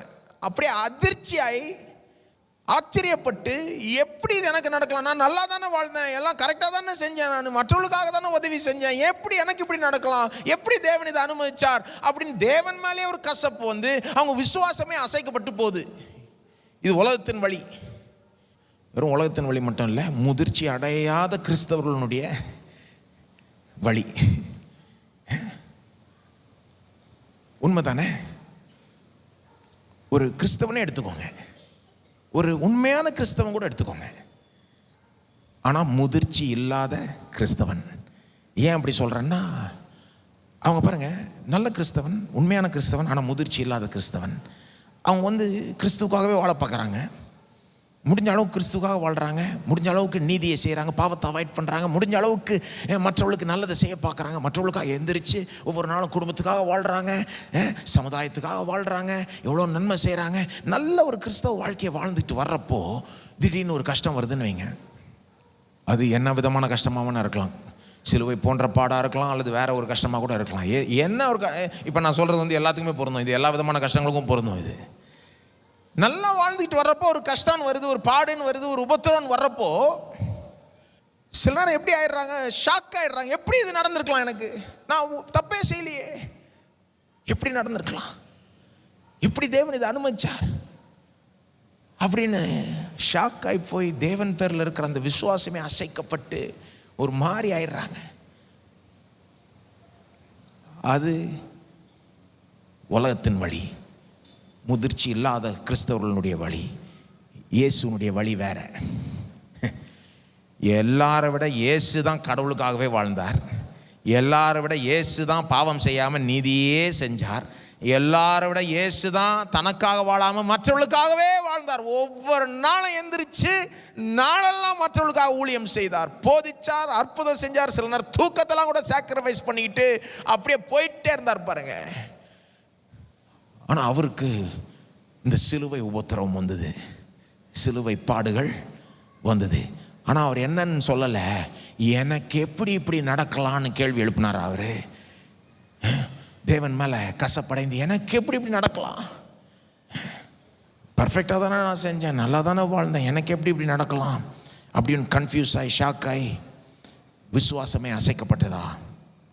கிடையாது. சொல்லப்போனால் அவர் ஷாக் ஆகலை, அவர் எதிர்பார்த்தார். சிலுவை வரோன்னு முன்னாகவே எதிர்பார்த்து முன்னாகவே சொல்லிட்டார், இப்படி நடக்கும்னு, நான் பாடுபடுவேன்னு சொல்லிட்டாரு.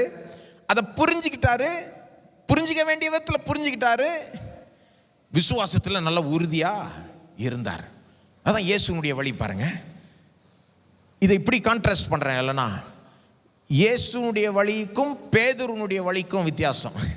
ஏன்னா முதல் முறை பேதுருக்கே இது புரிஞ்சிக்க முடியல. பேதுரு இந்த உலகத்தின் வழியில் போயிட்டார், இந்த முதிர்ச்சி அடையாத இந்த கிறிஸ்தவர்களுடைய வழியில் போயிட்டார். ஞாபகம், இயேசு முதல் முறையாக தான் பாடுபட போகிறாருன்னு மார்க் 8:31 சொல்கிறாரு. முதல் முறையாக சீஷர்கள்ட்ட வெளிப்படையாக சொல்கிறார், எப்பா நான் போய் சாக போகிறேன், இப்போ பாடுபட்டு செத்து மரித்து 3ஆம் நாள் உயிரோடு எழும்ப போகிறேன்னு சொன்ன உடனே பேதுருக்கு ஜீரணிக்கவே முடியல. ஏன்னா பேதுருக்கும் உலகத்தாருடைய புத்தி, நல்லவனுக்கு எப்படி தீமை நடக்கலாம், அதுவும் மேசியாவுக்கு எப்படி பாடு வரலாம், மேசியா தான் மிக நல்லவர் நீதி உள்ளவர், அவருக்கு போய் எப்படி பாடு வரலாம், சான்ஸே கிடையாது, போங்க உமக்கெல்லாம் இது வரவே கூடாது, இப்படி பேசாதே. ஏசு என்ன சொன்னாரு, அப்பாலே போ சாத்தானே, நீ தேவனுக்கேற்றவைகளை சிந்தியாமல் மனுஷருக்கு ஏற்றவைகளை சிந்திக்கிறாய். அதான் சொன்னார், நீ மனுஷனை போல சிந்திக்கிற, கடவுளை போல சிந்திக்கல. உனக்கு ஒரு மனித கண்ணோட்டம், ஒரு உலக புத்தி இருக்குதே ஒழிய கடவுளுடைய புத்தி இல்லை உன்ட்ட. உலக புத்தி என்ன சொல்லுது? நல்லவனுக்கு எப்படி தீமை நடக்கலாம்? சான்ஸே கிடையாது. இப்போ எந்த அளவுக்கு உலகம் அதை நம்புதுன்னா, நல்லவனுக்கு எப்படி தீமை நடக்கலாம், நடக்க முடியாதுன்னு நம்ம ஊர்லலாம் எந்த அளவுக்கு நம்புகிறாங்களா பாருங்கள். சில நேரம் ஒருத்தருக்கு தீமை நடக்கிறப்போ சிலர் நமக்கே தெரியும் அவங்க எவ்வளோ தீமைகளை செஞ்சதுனால தான் இப்படி நடந்திருக்கு. சிலர் அப்படி இருக்காங்க இல்லையா? அவங்க பெரிய அட்டூழியம் செஞ்சு, இல்லாத அக்கிரமம் செஞ்சு இப்படியே போயிட்டே இருக்கிறாங்க. அப்புறம் ஒரு நாள் தீமை நடக்குது. நம்ம அவங்கள பார்த்தோன்னே அந்த நடக்கிறப்பவே நமக்கு தெரிஞ்சது தான், இவ்வளோ அக்கிரமம் செஞ்சான் பாரு, கரெக்டாக வந்தது பாரு அவனுக்கு அப்படின்னு நம்ம அப்படி புரிஞ்சுக்கிறோம். ஆனால் எல்லாரையும் அப்படி பார்த்து நம்ம புரிஞ்சுக்கிறது இல்லையே. ஏன்னா சில நல்லவங்க இருக்கிறாங்க, நம்ம பார்க்குறப்பவே நமக்கு தெரியுது அவங்க நல்லவங்க, அவங்களும் தீமை செய்யலை, அவங்க நல்லவங்க தான். ஆனால் அவனுக்கே என்னமோ தீமை நடந்துருச்சு. அப்போ நமக்கு அது புதிராக இருக்குல்ல. நம்ம ஜனங்களுக்கும் புதிராக இருக்கிறதுனால என்ன பண்ணிட்டாங்க, நல்லவனுக்கு தீமை நடக்குதுனால அதை விளக்கிறதுக்கு இன்னொரு விளக்கம் கொண்டு வந்துட்டாங்க. அது என்னது? ஆமாம், அவன் இந்த வாழ்க்கையில் நல்லவனாக இருந்திருக்கிறான், ஆனால் வேற ஜென்மத்தில் வேற விதமாய் இருந்திருக்கலாம் அல்லவா. எப்படி இருக்கு பாருங்க விளக்கம். ஏன்னா அவங்களுக்கு இந்த கான்செப்டை விட்டு விட மனசு இல்லை. நல்லவனுக்கு தீமை நடக்க முடியாது போ. அப்போ ஒருவேளை அவன் இந்த வாழ்க்கையில் நல்லவனா இருந்தால் கூட வேற ஜென்மத்தில் அவன் என்ன செஞ்சிருப்பான்ல, செஞ்சிருப்பான், அதனால தான் இப்படி நடந்தது. புத்தி எப்படி வேலை செய்து பாருங்க, உலக புத்தி.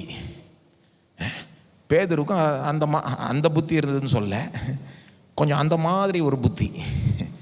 நல்லவனுக்கு தீமை நடக்க முடியாது, மேசியாவுக்கு பாடு வர முடியாது, கிறிஸ்துவுக்கு பாடு வர முடியாதுன்ற புத்தி. இயேசு சொல்றார், வாயை மூடு, அப்பால் எப்போ சாத்தானே, தேவனுக்கு ஏற்ற காரியங்களை நீ சிந்திக்கல, மனுஷருக்கு ஏற்ற காரியங்களை சிந்திக்கிறேன்னு. அப்புறம் அடுத்தது சொல்றாரு, என்னை ஒருவன் பின்பற்ற விரும்பினால் தன்னை தான் வெறுத்து தன் சிலுவையை சுமந்து கொண்டு என் பின்னால் வரட்டும். எனக்காக ஒருத்தன் ஜீவனே இழந்தா அப்போதான் அவன் ரட்சித்து கொள்வான், ரட்சித்து கொள்ள பார்த்தா இழந்துருவான் அப்படின்றாரு. அந்த போதனெல்லாம் அப்போ தான் வருது. அதாவது இந்த புத்தியெல்லாம் பாருங்கள், இந்த திங்கிங்லாம் மாறணும். நல்லவனுக்கு தீமையே நடக்க முடியாதுன்ற திங்கிங் மாறணும். ஒரு கிறிஸ்தவன், ஒரு முதிர்ச்சி அடைந்த கிறிஸ்தவனுக்கு அப்படிப்பட்ட எண்ணம் இருக்கக்கூடாது. பெரிய விளக்கம் நான் கொடுக்க போகிறதில்ல அதுக்கு ஏன் இருக்கக்கூடாதுன்னு. சிம்பிளாக சொல்கிறேன், சிலுவையை பார்த்தாலே அந்த புத்தி போயிடும். இருக்கிறதுலே நல்லவருக்கு தான் இருக்கிறதுலே மோசமான தீமை நடந்தது, கல்வாரி சிலுவை. கொஞ்ச நேரம் அதை நீங்கள் தியானிச்சிங்கனாலே நல்லவனுக்கு தீமை நடக்க முடியாதுன்ற புத்தி போயிடும். கிறிஸ்தவர்களாகிய நாம் உலகத்தாரை போல் யோசித்துக்கிட்டு இருக்கிறோன்னா காரணம் என்ன? நம்ம சிலுவையை தியானிக்கலன்னு அர்த்தம், நேரம் செலவழிக்கலன்னு அர்த்தம். ஒன்றும் இல்லை, சும்மா கொஞ்சம் கண்ணை மூடி கொஞ்சம் சிலுவையே நினச்சி பார்த்தீங்கனாலே, அல்லது பைபிளை திறந்து கொஞ்சம் சிலுவை பகுதியில் வாசித்து பார்த்தீங்கனாலே புரிஞ்சிடும் உங்களுக்கு. ஓ, இயேசுவுக்கே தீமை நடக்குமானால் யாருக்கு வேணால் நடக்கலாம். இதை வச்சு அவங்க நல்லவங்களா கிட்டவங்களான்னு நம்ம முடிவுக்கு வர முடியாது. அந்த புத்தி பாருங்க, அந்த புத்தினாலேயே நிறைய பேருடைய விசுவாசம் அசைக்கப்படுது. அந்த ஒரு திங்கிங் இருக்கிறதுனாலே அவங்களுக்கு ஏதாவது பாடு வர்றப்போ, கஷ்டம் வர்றப்போ, உபத்திரம் வர்றப்போ அதுவே அவங்களை அசைச்சு போட்டுருது. எப்படி எனக்கு நடக்கலாம், நான் என்ன தப்பு செஞ்சேன், இதை நான் what did I do to deserve this, how did God allow this, எப்படி தேவனை அதை அனுமதிக்கலாம், தேவன் மேலேயே கசப்பு வந்துடுது. அப்படின்னா நம்ம சிலுவையோட நேரம் செலவழிக்கலன்னு அர்த்தம். அதனால தான் சொல்கிறேன் நான், பாருங்கள், அந்த ஒரு தாட்னால, ஒரு ஐடியா தப்பாக மனசில் இருந்தால் அதுக்கு பெரிய விளைவுகள் உண்டு.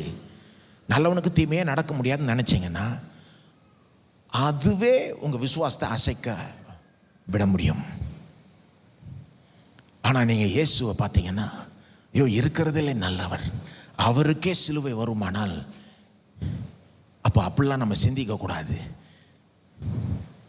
எப்படி அவருக்கு வர்றப்போ அவருடைய விசுவாசம் அசைக்கப்படவில்லையோ, நாமும் அவரை போல இருக்க பார்க்கணும். இயேசு பாருங்க, அப்படி ஷாக்காய் அதிர்ச்சி அடையல. எப்படி எனக்கு வரலாம் அப்படின்லாம் கேட்கல அவர், எனக்கு வரும் அப்படின்னாரு. இதுதான், இது அவசியம் அப்படின்ட்டார். வேற மாதிரி சிந்திக்கிறாருங்க. இயேசுனுடைய சிந்தனை வேற லெவல்ல இருக்குங்க. இன்னொரு காரியம் சொல்றேன், இந்த திங்கிங் மாறணும். இல்லை சொல்லுங்க, திங்கிங் மாறணும். திங்கிங் பாருங்க, கிறிஸ்தவ வாழ்க்கையை வாழ வேண்டிய விதத்தில் வாழணும்னா திங்கிங் மாறணுங்க. நம்முடைய சிந்திக்கிற விதம் மாறணும். மனம் புதிதாகிறதுனால மறுரூபமாகுங்கள்.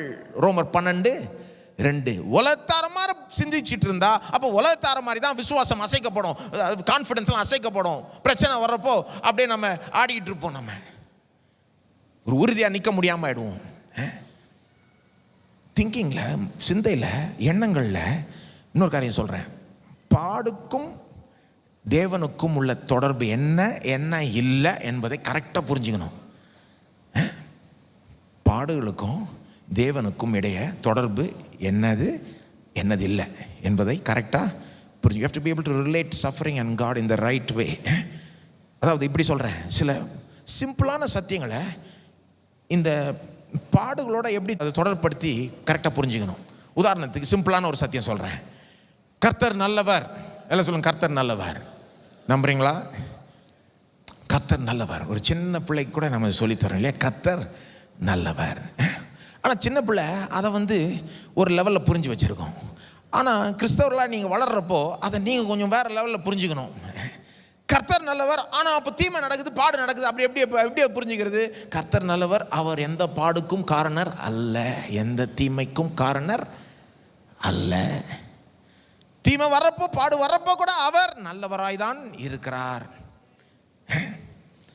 அவர் பாடுக்கு காரணர் அல்ல, தீமைக்கு காரணர் அல்ல. அதுக்கு காரணம் வேற இருக்குல்ல, மனுஷனுடைய பாவம், பிசாசு. போதாதாங்க இந்த காரணம், 2 காரணம். தீமைக்கு காரணம் இருக்குங்க, மனுஷனுடைய பாவம், பிசாசு. ஆனால் தேவன் கிடையாது, ஏன்னா கர்த்தர் நல்லவர். இது சிம்பிளான காரியம். ஆனால் இதில் உறுதியாக இருக்கணும் பாருங்க. உறுதியாக இல்லைன்னா ஏதாவது கஷ்டம் வர்றப்போ அவர் நல்லவரா இல்லையான்னு அப்படியே பெரிய சந்தேகம் உலுக்கி எடுத்துரும் நம்மளை.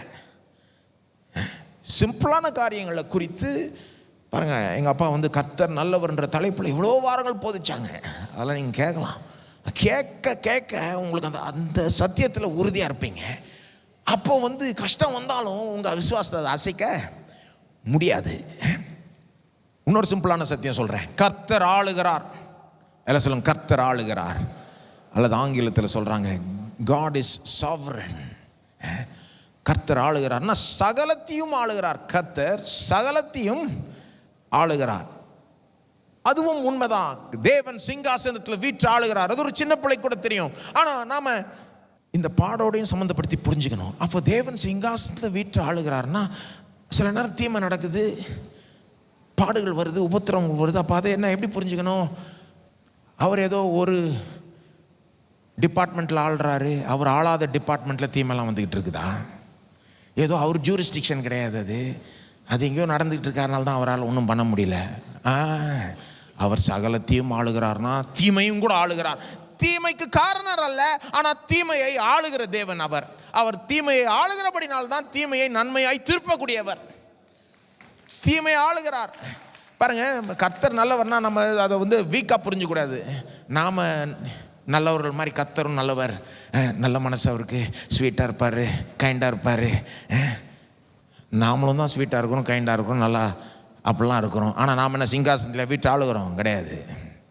நாம் சகலத்தையும் ஆளுகிறோமா? கிடையாது. அவர் கீழே தான் ஆளுறோம் நாம். அவர் சகலத்தையுமே ஆளுகிறார். அப்போ அவர் வேற பாருங்க, அவர் நம்மளை விட ரொம்ப நல்லவர், நம்மளை விட வேற லெவலில் வல்லவர். அவர் சகலத்தையும் ஆளுகிற தேவன். அவர் கண்ட்ரோல் இழந்துட்டதுனால, கைவிட்டு போயிட்டதுனால ஒன்றும் தீமை நடக்கலை, உபத்திரம் வரல. எல்லாமே அவர் கண்ட்ரோலில் தான் இருக்குது, எல்லாமே அவர் பாதப்படி கீழே தான் இருக்குது. தீமையும் கூட ஆளுகிறார், எதுவுமே அவருடைய கைவிட்டு போகலை. ஆகவே பயப்படுறதுக்கு ஒன்றும் காரணமே கிடையாது. எல்லாமே அவருடைய கண்ட்ரோலில் தான் இருக்குது. எல்லா தீமையும் நன்மையாய் திருப்பக்கூடியவர். ஏன்னா எல்லாத்தையும் ஆளுகிறார், எல்லாத்தையுமே நன்மையாய் திருப்புவார். ஏன்னா அவர் ரொம்ப நல்லவர். இந்த 2 சத்தியத்தை உருப்படியாக புரிஞ்சிக்க வேண்டிய விதத்தில் புரிஞ்சுக்கிட்டாலே, இதில் உறுதியாக நின்னாலே நம்ம விசுவாசம் ரொம்ப அசைக்கப்பட முடியாது. இன்னொரு காரியமும் சொல்கிறேன். இந்த ஐடியாஸ்லாம் பாருங்கள், பிப்ளிக்கல் ட்ரூத்ஸ். ஒவ்வொரு ஐடியாவும் ரொம்ப முக்கியமான ஐடியா. இதில் எங்கேயாவது புரிஞ்சுக்கலன்னா நம்ம விசுவாசம் அசைக்கப்படலாம். இன்னொரு காரியம் சொல்கிறேன். தேவன் தம்முடைய நல்ல நோக்கங்களை வரவழைக்கிறதுக்கு தீமையை பயன்படுத்துகிறார். தீமையை யூஸ் பண்ணுறாரு. இதையும் புரிஞ்சுக்கணும். அதாவது தீமை வர்றப்போ நான் கர்த்தரை நம்பி ஒரு நாள் இந்த தீமெல்லாம் போயிடும், உனக்கு ஆசீர்வாதமாக வாழ்க்கை நிரம்புன்றது மட்டுமல்ல, தீமையிலிருந்தே நன்மை வரவழைப்பார். அவர் சாம்பலை சிங்காரமாய் மாற்றி காமிப்பார். உலர்ந்த எலும்பிலிருந்தே ஒரு சேனையை எழுப்புவார். தீமையில் அவர் ஒன்றுமே இல்லாதலிருந்து ஒரு காரியத்தை உண்டாக்குறாருன்றது மட்டும் இல்லை, நம்முடைய தேவன் தீமையிலிருந்து நன்மை வரவழைப்பார். அப்படிப்பட்ட தீமையை யூஸ் பண்ணிப்பார். அவர் செயல்படுகிற விதங்களை நாம் புரிந்து கொள்ள வேண்டும். யோசேப்பினுடைய கதையை யோசித்து பாருங்க. யோசேப்பினுடைய வாழ்க்கையில் சில நேரம் நம்ம நினச்சிக்கிறோம், இந்த தீமைக்கெல்லாம் என்ன அர்த்தம், என்ன எல்லாம் வேஸ்ட் அல்லவா? இல்லை, எந்த தீமையும் வேஸ்ட்டாக விட மாட்டார் தேவன். சொல்கிறீங்க, தீமையை அனுப்புகிறவர் கிடையாது, தீமை செய்கிறவர் கிடையாது, தீமைக்கு காரணர் அல்ல. ஆனால் எந்த ஒரு தீமை கூட வேஸ்ட் ஆகாது. ஒரு நாள் இதை நாம் எல்லாருமே புரிஞ்சுப்போம். எல்லா தீமையும் தம்முடைய ஜனங்களுடைய நன்மைக்கென்றே அவர் திருப்பி அவருடைய நாம மகிமைப்படும்.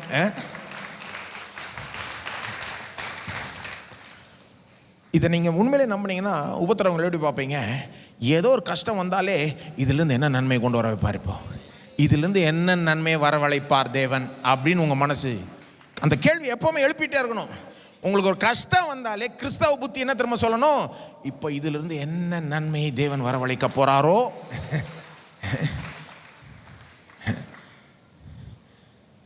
இப்படி தான் தேவன் செயல்படுகிறார். யோசேப்புக்கு தம்முடைய சொந்த குடும்பத்தார் செஞ்ச தீமை கொஞ்சம் நஞ்சம் இல்லை. சொந்த அண்ணன்மார்களே குழியில் தூக்கி போட்டு அடிமையாக விற்று அழிக்கணும்னு பார்த்து பொறாமையினால் அப்படிலாம் செஞ்சு எவ்வளோ தீமை செஞ்சாங்க. ஆனால் அதிலிருந்து எவ்வளோ நன்மையை தேவன் வரவழைத்தார். அதை யோசேப்பு உணர்ந்தார் பாருங்கள். யோசேப்பு சொல்கிறாரு, ஆதியாகமம் 45:5-7 பிறகு யோசேப்பு அதை உணர்ந்து பேசுகிறார். என்னை இவ்விடத்தில் வரும்படி விற்று போட்டதினால் தம்முடைய சகோதரர்கள் பிறகு பயந்து போய் வராங்க அவர்கிட்ட. ஐயோ, நம்ம பெரிய தப்பு செஞ்சிட்டுமே, நாம் விற்று போட்ட அந்த தம்பி கடைசியில் பிரதமர் ஆகிட்டார், இப்போ நினச்சா நம்மளே கொண்டு போட்டுடலான்னு பயந்து வர்றப்போ யோசேப்பு அவங்கள ஆறுதல் படுத்தி பேசுகிறாரு. என்னை இவ்விடத்தில், ஆதியாகமம் 45:5, என்னை இவ்விடத்தில் வரும்படி விற்று போட்டதினால் நீங்கள் சஞ்சலப்பட வேண்டாம். அதை நினச்சி அவர் கஷ்டப்பா இல்லை பாருங்க. யோசேப்பு இந்த முதிர்ச்சி இல்லாத கிறிஸ்தவர்களை போல இல்லை. அவருக்கு நடந்த கஷ்டங்கள்லாம் நினச்சி கஷ்டப்படைந்து அப்படியே ஒரு வெறுப்படைந்து அப்படி இல்லை. அவர் வருத்தத்தோடு ஒன்றும் வாழ்ந்துட்டு இல்லை. என்னை இவ்விடத்தில் வரும்படி விற்று போட்டதினால் நீங்கள் சஞ்சலப்பட வேண்டாம், அது உங்களுக்கு விசனமாக இருக்கவும் வேண்டாம். நீ கஷ்டப்படாத, நான் கஷ்டப்படலைன்றாரு. நீ வருத்தப்படாத, நான் வருத்தப்படல, போ. ஜீவ ரட்சனை செய்யும்படிக்கு தேவன் என்னை உங்களுக்கு முன்னே அனுப்பினார். எப்படி பார்க்குறாரு பாருங்க. மற்றவளை காப்பாற்றும்படி தேவன் என்னை உங்களுக்கு முன்னால் இங்கே அனுப்பிட்டார். நான் அதை அப்படி தான் எடுத்துக்கிறேன். யோசேப்புடைய புத்தி பாருங்க. 7ஆம் வசனம், பூமியிலே உங்கள் வம்சம் ஒழியாமல் இருக்க உங்களை ஆதரிக்கிறதுக்காகவும் பெரிய ரட்சிப்பினால் உங்களை உயிரோடு காப்பாற்றுறதுக்காகவும் தேவன் என்னை உங்களுக்கு முன்னமே அனுப்பினார். யோசேப்புடைய புத்தியே வேற, யோசேப்புடைய ஆட்டிடியூடே வேற. அதனால தான் எவ்வளோ நடந்தும் யோசேப்பு சலிப்படையில பாருங்க. நான் எப்பவுமே யோசிக்கிறது உண்டு, யோசேப்பு எப்படி தான் அவ்வளோ பாடுகளை உபத்திரவங்களை தன்னுடைய சொந்த குடும்பத்தார் அப்படி செஞ்சோம் அவர் கிவப்பே பண்ணல பாருங்க. அவர் அடிமையாக விற்றாங்க. போத்திப்பார் வீட்டில் நல்ல வேலை செஞ்சார். அதனால தான் அவரை ப்ரொமோட் பண்ணி இன்சார்ஜ் ஆகினார். அவர் நான் யோசிக்கிறது உண்டு, எப்படி யோசேப்புக்கு ஒவ்வொரு நாளும் எந்திரிச்சு வேலை செய்ய தோணுச்சு? அவங்க அண்ணன்மார்கள் செஞ்ச அக்கிரமத்துக்கு அப்புறம் எப்படிங்க தோணும்? எந்திரிச்சு வேலை செய்ய தோணாதில்ல. ஆனால் அவர் எந்திரிச்சு நல்லா வேலை செஞ்சதுனால தான் அவரை ப்ரொமோட் பண்ணாங்க. நல்லா வேலை செஞ்சு நல்ல நீதியை செஞ்சதுனால அங்கே திரும்ப ஒரு மோசமான காரியம் நடக்குது. அந்த அம்மா அவரை ரேப் பண்ண பார்த்தாருன்னு அக்யூஸ் பண்ணி அதனால சிறையில் தூக்கி போட்டு எந்த தப்பும் செய்யலை. நீதி நிமித்தமாய் உபத்திரவத்தை சந்தித்தார் யோசேப்பு. திரும்ப சிறையில் போடப்பட்டும் அவர் சலிப்படைய வில்லை. திரும்ப சிறையிலையும் அவர் நல்லா நடந்திருக்கிறார். ஏன்னா அங்கேயும் அவர் இன்சார்ஜாக போடுறாங்க. இன்சார்ஜாக போடுற ஆளை பார்த்தீங்கன்னா நல்ல ஒரு கடமையை நல்லா செய்கிற ஆள், அவங்க அப்படிப்பட்ட ஆளை தான் போடுவாங்க. எப்படி அவருக்கு மூடு இருந்ததுன்னு நான் கேட்குறேன். இவ்வளோ ஏமாற்றங்களை வாழ்க்கையில் அடைந்த பிறகும் எப்படி? ஏன்னா அவர் பாருங்க, இந்த முதிர்ச்சி இல்லாத கிறிஸ்தவர்கள் வழியில் போல. அவர் ஏன் எனக்கு இப்படி நடந்துருச்சு, நான் எந்த தப்பையும் செய்யலையே, அதை ரொம்ப நினச்சிக்கிட்டு இல்லை. அவர் எனக்கு புரியல என்ன நடக்குதுன்னு, தேவனுக்கு தெரியும். கடைசியில் ஒரு நாள் எல்லாத்தையும் நன்மையை முடிய பண்ணுவார் என்று நம்பினார்னு நினைக்கிறேன். அவர்கிட்ட எப்போவுமே அந்த நம்பிக்கை இருக்குது. நீங்கள் கேர்ஃபுல்லாக யோசிப்பினுடைய கதையை வாசித்தீங்கன்னா நம்பிக்கிட்டே இருக்கிறார்ன்றதை பார்க்கலாம். ஒரு மனுஷன் நம்பிக்கை இல்லாமல் எந்திரிச்சு நல்லா வேலை செய்ய மாட்டாங்க. அவர் நம்புறான்றதை இன்னொரு விதத்துலையும் பார்க்கலாம். அந்த சிறையில் இருக்கிறப்போ அந்த இன்னொருத்தன் கனவு சொல்கிறாரு, உன்னை ராஜா திரும்ப உனக்கு அரண்மனையில் வேலை கொடுப்போறாருன்னு ஒருத்தனுக்கு சொல்கிறாரு. சொல்கிறாரு, உனக்கு அந்த வேலை கிடைக்கிறப்போ என்னை மறந்துடாத அப்படின்னா என்ன அர்த்தம்? என்னை ஞாபகம் வச்சுக்கோ அப்படின்னா என்ன அர்த்தம்? யோசேப்பு அதை தப்பிக்கிற வழியாக பார்க்குறாரு. இவன் அரண்மனைக்கு போய் அவன் என்னை ஞாபகம் வச்சானோ இங்கேருந்து போயிடலாம், நான் இதுலேருந்து விடுபடலாம், அந்த நம்பிக்கையோடு தான் வாழ்ந்துக்கிட்டு இருக்கார், செயல்பட்டுக்கிட்டு இருக்கார். பாருங்கள் கடைசியில் பாருங்கள் யோசேப்பினுடைய அந்த வாழ்க்கை முடிகிறப்போ 50ஆம் அதிகாரம் 20ஆம் வசனம் 50-20 யோசேப்பினுடைய புத்தியை பாருங்கள், திங்கிங்கை பாருங்கள், ப்ராசஸ் பண்ணுற விதத்தை பாருங்கள். ஆதியாகமம் 50-20 நீங்கள் எனக்கு தீமை செய்ய நினைத்தீர்கள், தேவனோ இப்பொழுது நடந்து வருகிறபடியே வெகு ஜனங்களை உயிரோടെ காக்கும்படிக்கு அதை நன்மையாக முடிய பண்ணினார். எல்லாம் சொல்லுங்கள், நன்மையாக முடிய பண்ணினார். நீங்கள் தீமைக்கு நினைத்தீங்க, ஆனால் தேவன் நன்மையாக முடிய பண்ணினார். நான் நினைக்கிறேன் அப்படிப்பட்ட ஒரு எண்ணத்தோடு தான் வாழ்ந்துகிட்டு இருக்கார். எப்படி இதை நன்மையாக முடிய பண்ண போகிறார் தேவன்? நம்முடைய ஆட்டிடியூட் அப்படி தான் இருக்கணும் பாருங்கள். அப்போது இந்த சத்தியங்களை கரெக்டாக நம்ம புரிஞ்சுக்கணும், இதில் உறுதியாக நிற்கணும். அப்படின்னா விசுவாசம் அசைக்கப்படாது. சிலருக்கு அசைக்கப்பட்டு போகிற போல் நாம் இருக்க மாட்டோம். சில நேரம் இந்த கஷ்டங்கள் வர்றப்போ நாம் சந்தேகப்படுறது ரொம்ப ஈஸியாகிடுது. கடவுள் நல்லவரான்னு சந்தேகப்பட்டுடுறோம், இயல்பு தான். பெரிய கஷ்டம் வரப்போ கர்த்தர் நல்லவர் தானா, நல்லவர்னா இப்போ ஏன் இப்படி நடந்தது அப்படின்னு சந்தேகிக்க நம்மளை நடத்துது. சில நேரம் கஷ்டங்கள் வர்றப்போ நமக்கு இப்படியும் சந்தேகம் வருது, ஒருவேளை தேவனுக்கு என் மேலே கோபமோ, என் மேலே கோபம் போல் இருக்குது, அதனால தான் இப்படி நடந்துருச்சு, நான் என்னமோ தப்பு செஞ்சிட்டேன் போல இருக்குது. பாருங்கள், இன்றைக்கி நாம் பேசுகிற செய்தி இயேசுவை போல் வாழ்கிறப்போ உபத்திரம் வர்றது, அதுதான் மெயின் சப்ஜெக்டு. ஆனால் இந்த மாதிரி சப்ஜெக்ட்டுக்கு இது பொருந்தாது இல்லையா? எது பொருந்தாது? இயேசுவை போல் வாழ்கிறப்போ உபத்திரம் வர்றப்போ நாம் எப்படி நினச்சிக்கூடாது, நம்ம தேவன் நம்ம மேலே கோபமாக இருக்கிறார் போலக்கு நினச்சிக்க கூடாது. இயேசுவை போல் வாழ்கிறப்போ உபத்திரம் வர்றப்போ தேவன் நம்ம மேலே கோபமாக இருக்கிறதுனால ஒன்றும் வரல அது. ஆனால் ஒருவேளை இயேசுவை போல் ரொம்ப உருப்படியாக வாழலைன்னா கூட நீங்கள் உண்மையான ஒரு விசுவாசியாக இருந்தீங்கனாலே நான் சொல்லுகிறேன், தேவன் நமக்கு கோபமாக இருக்கிறதுனால தான் இப்படி நடக்குதுன்னு நினைக்கிறதே அது அவ்வளோ சரி கிடையாது. ஏன்னா தேவன் கோபாக்கினை கல்வாரி சிலுவையில் இயேசுவின் மேலே ஊற்றப்பட்டது. நமக்கு பதிலாக இயேசு தேவனுடைய கோபாக்கினை எடுத்துக்கொண்டார். ஒரு ஸ்பஞ்சு தண்ணி அப்படியே உறிஞ்சிக்கிற மாதிரி நமக்கு வர வேண்டிய தேவ கோபாக்கினை இயேசு நமக்கு பதிலாக சிலுவையில் எடுத்துக்கொண்டார். ஆகவே இன்றைக்கு எனக்கு வருகிறது தேவ கோபாக்கினை இல்லை, உண்மையான விசுவாசிகளுக்கு வருகிறது தேவ கோபாக்கினையே கிடையாது, தேவனுடைய அன்பு தான் இருக்குது. தலை மேலே தேவ கோபம் ஒன்றும் தொங்கிட்டு இல்லை, தேவனுடைய அன்பு தான் இருக்குது. சிலுவை அப்படி தான் பார்க்கணும் நீங்கள் இல்லையா? அப்போ பொதுவாகவே அப்படி நினைக்காதீங்க. நீங்கள் ஒரு உண்மையான விசுவாசியாக இருந்தீங்கன்னா அப்படி நினைக்காதீங்க. ஏதோ பிரச்சனை வந்துருச்சுன்னா தேவன் கோபமாக இருக்கிறார் போல இருக்குது அப்படி நினைக்காதீங்க. அதுவும் குறிப்பாக நீங்கள் இயேசுவை போல் வாழ்ந்தும் உபத்திரம் வருதுன்னா நிச்சயமாக அப்படி நினைக்கக்கூடாது. தேவன் நம்ம மேலே கோபமாக இருக்கிறதுனால இப்படி வருதுன்னு நினைக்கவே கூடாது. அந்த சோதனைகள்லாம் இடமே கொடுக்கக்கூடாது. அந்த எண்ணம் வரலாம், அதெல்லாம் அகற்றி விடணும். தேவனுடைய அன்பில் நம்ம இளைப்பாற வேண்டும். தேவனுடைய அன்பின் உணர்வோடு வாழணும் பாருங்கள். அதனால தான் தேவனோட நேரம் செலவழிக்கணும். ஆராதிக்கிறது மூலமாக, வசனத்தின் மூலமாய் அவரோட நேரம் செலவழித்து அவருடைய அன்பில் அப்படியே மூழ்கி போகணும்.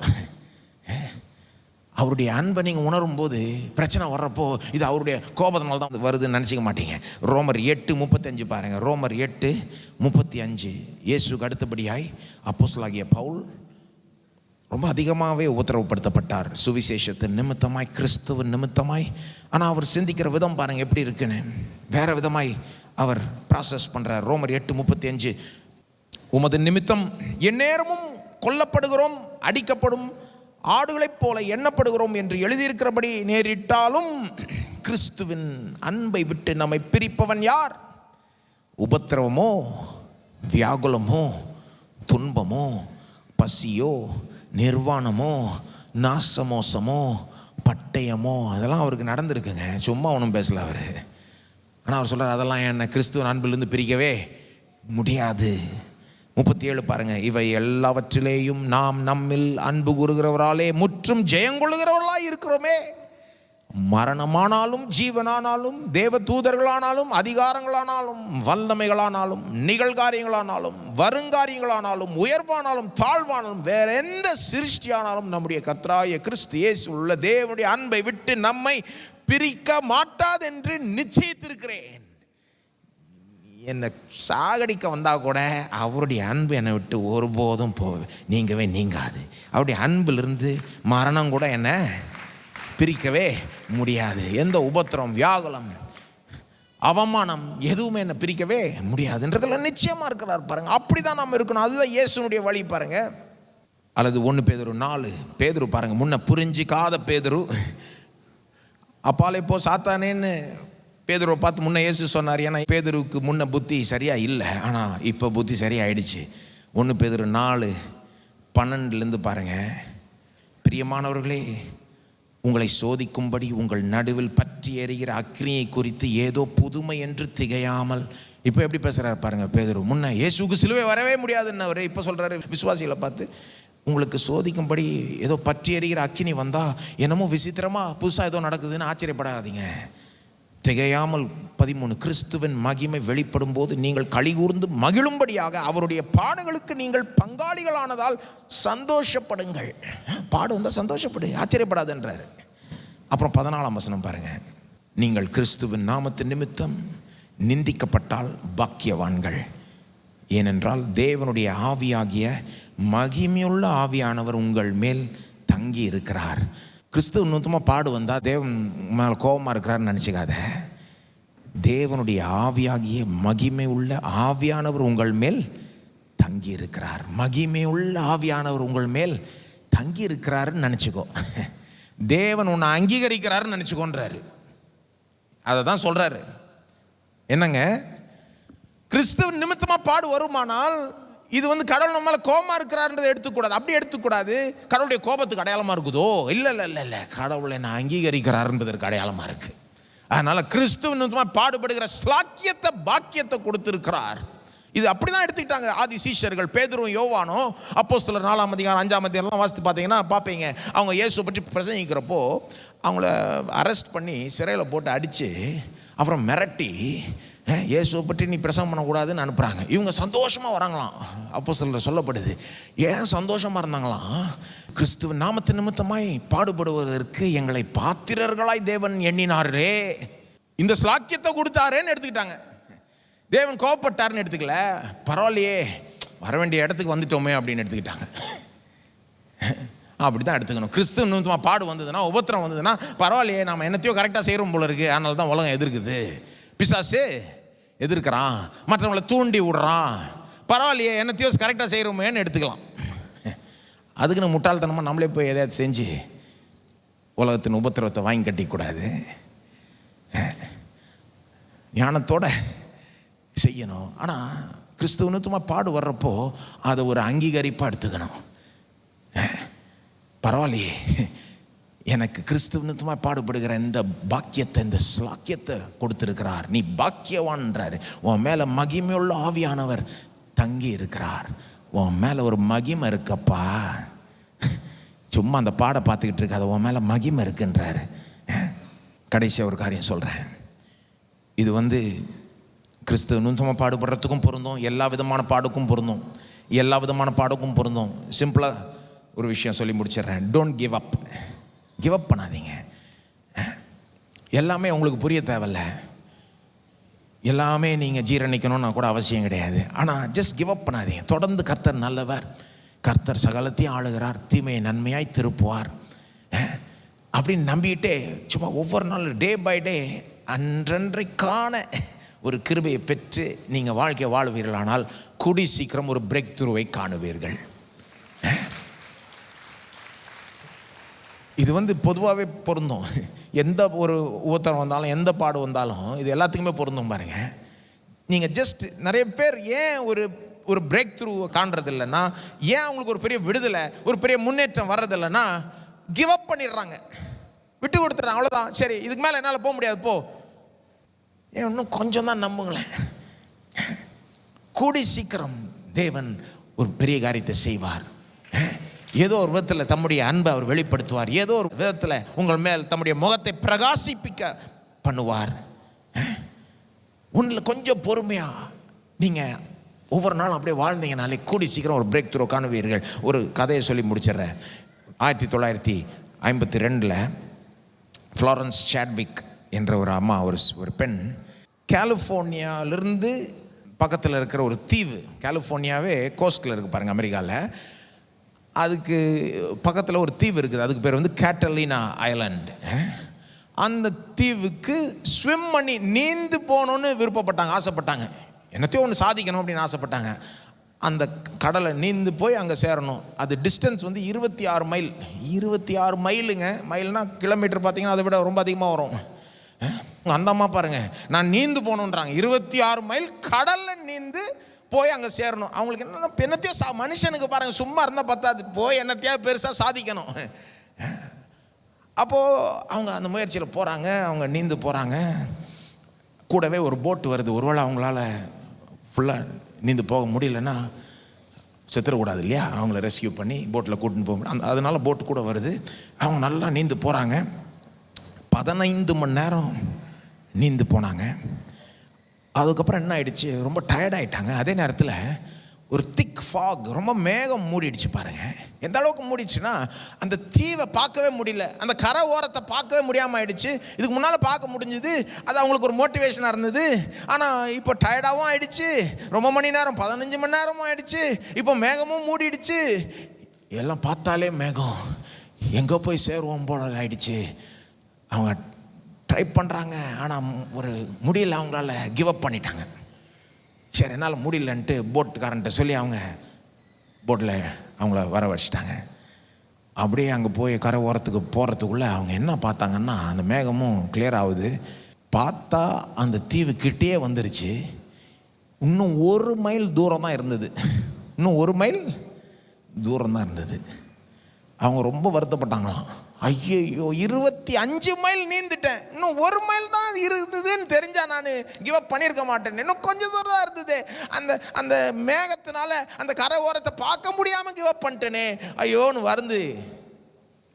இல்லை, திரும்ப தான் நான் செய்ய போகிறேன் அப்படின்னு இந்த தடவை மென்டலாக ப்ரிப்பேர் பண்ணிக்கிட்டாங்க மைண்டை. இல்லை, இந்த தடவை டயர்ட் ஆச்சுன்னா நான் மனசில் ஒரு காரியத்தை ஞாபகம் வச்சுக்க போகிறேன். போன தடவை 15 மணி நேரம் 25 மைல் ஸ்விம் பண்ணேன். அப்போ இன்னொரு மைல் பண்ணுறது பெரிய விஷயம் ஒன்று கிடையாது. அது மட்டும் இல்லை, இந்த தடவை மேகம் மூடிடுச்சுன்னா அந்த கரை ஓரத்தையே, அந்த தீவையே படம் போல் என் மனசில் மனப்பாடம் பண்ணிக்க போகிறேன். கண்ணால் பார்க்க முடியலனாலும் என் மனசில் அதை பார்த்துக்கிட்டே நான் ஸ்விம் பண்ணிக்கிட்டே போவேன்னு ஒரு தீர்மானம் எடுத்து ஸ்விம் பண்ணாங்க, சேர்ந்துட்டாங்க. இந்த தடவையும் கஷ்டம்லாம் வந்தது, சேர்ந்துட்டாங்க. 1 முறை இல்லை, 2 முறை 26 மைல் அதை கிராஸ் பண்ணாங்க. அதே அம்மா பேர் ஃப்ளாரன்ஸ் சாட்விக் அவங்க பேர். அதுக்கப்புறம் அவங்க போய் இங்கிலீஷ் சேனல், இங்கிலாந்துக்கும் ஃப்ரான்ஸுக்கும் இடையே இருக்கிற அந்த கடலை 2 தடவை இப்படியும் போய் நீந்தி சாதிச்சாங்களாம். எப்படி பாருங்க, இந்த மாதிரி காரியங்கள்லாம் உலகத்திலேருந்து கற்றுக்கலாம். Don't give up. உலகத்தில் என்ன சொல்லுவாங்க, don't give up, you can do இட்னுவாங்க. நான் என்ன சொல்கிறேன், don't give up, God will come through. நீங்கள் கிவ் அப் பண்ணாதீங்க. பெரிய விதத்தில் தேவன் ஏதோ ஒன்றை செய்வார், ஒரு கதவை திறப்பார், விசாலத்துக்கு உங்களை கொண்டு போவார். ஒரு பிரச்சனை வந்தாலே நீங்கள் அதை அப்படி பாருங்கள், இதிலிருந்து என்ன நன்மை வரவழைக்க போகிறார், எப்போ தேவன் என்னத்தை செய்ய போகிறார், பெரிய ஒரு எதிர்பார்ப்போட வாழுங்க. இல்லை, நான் விட்டு கொடுக்க போகிறதில்லை, கிவ் அப் பண்ண போகிறதில்லை, நிச்சயமாக தேவன் ஏதோ ஒன்றை செய்வார்ன்ற ஒரு எதிர்பார்ப்போட வாழுங்க. யோசேப்பை போல வாழுங்க.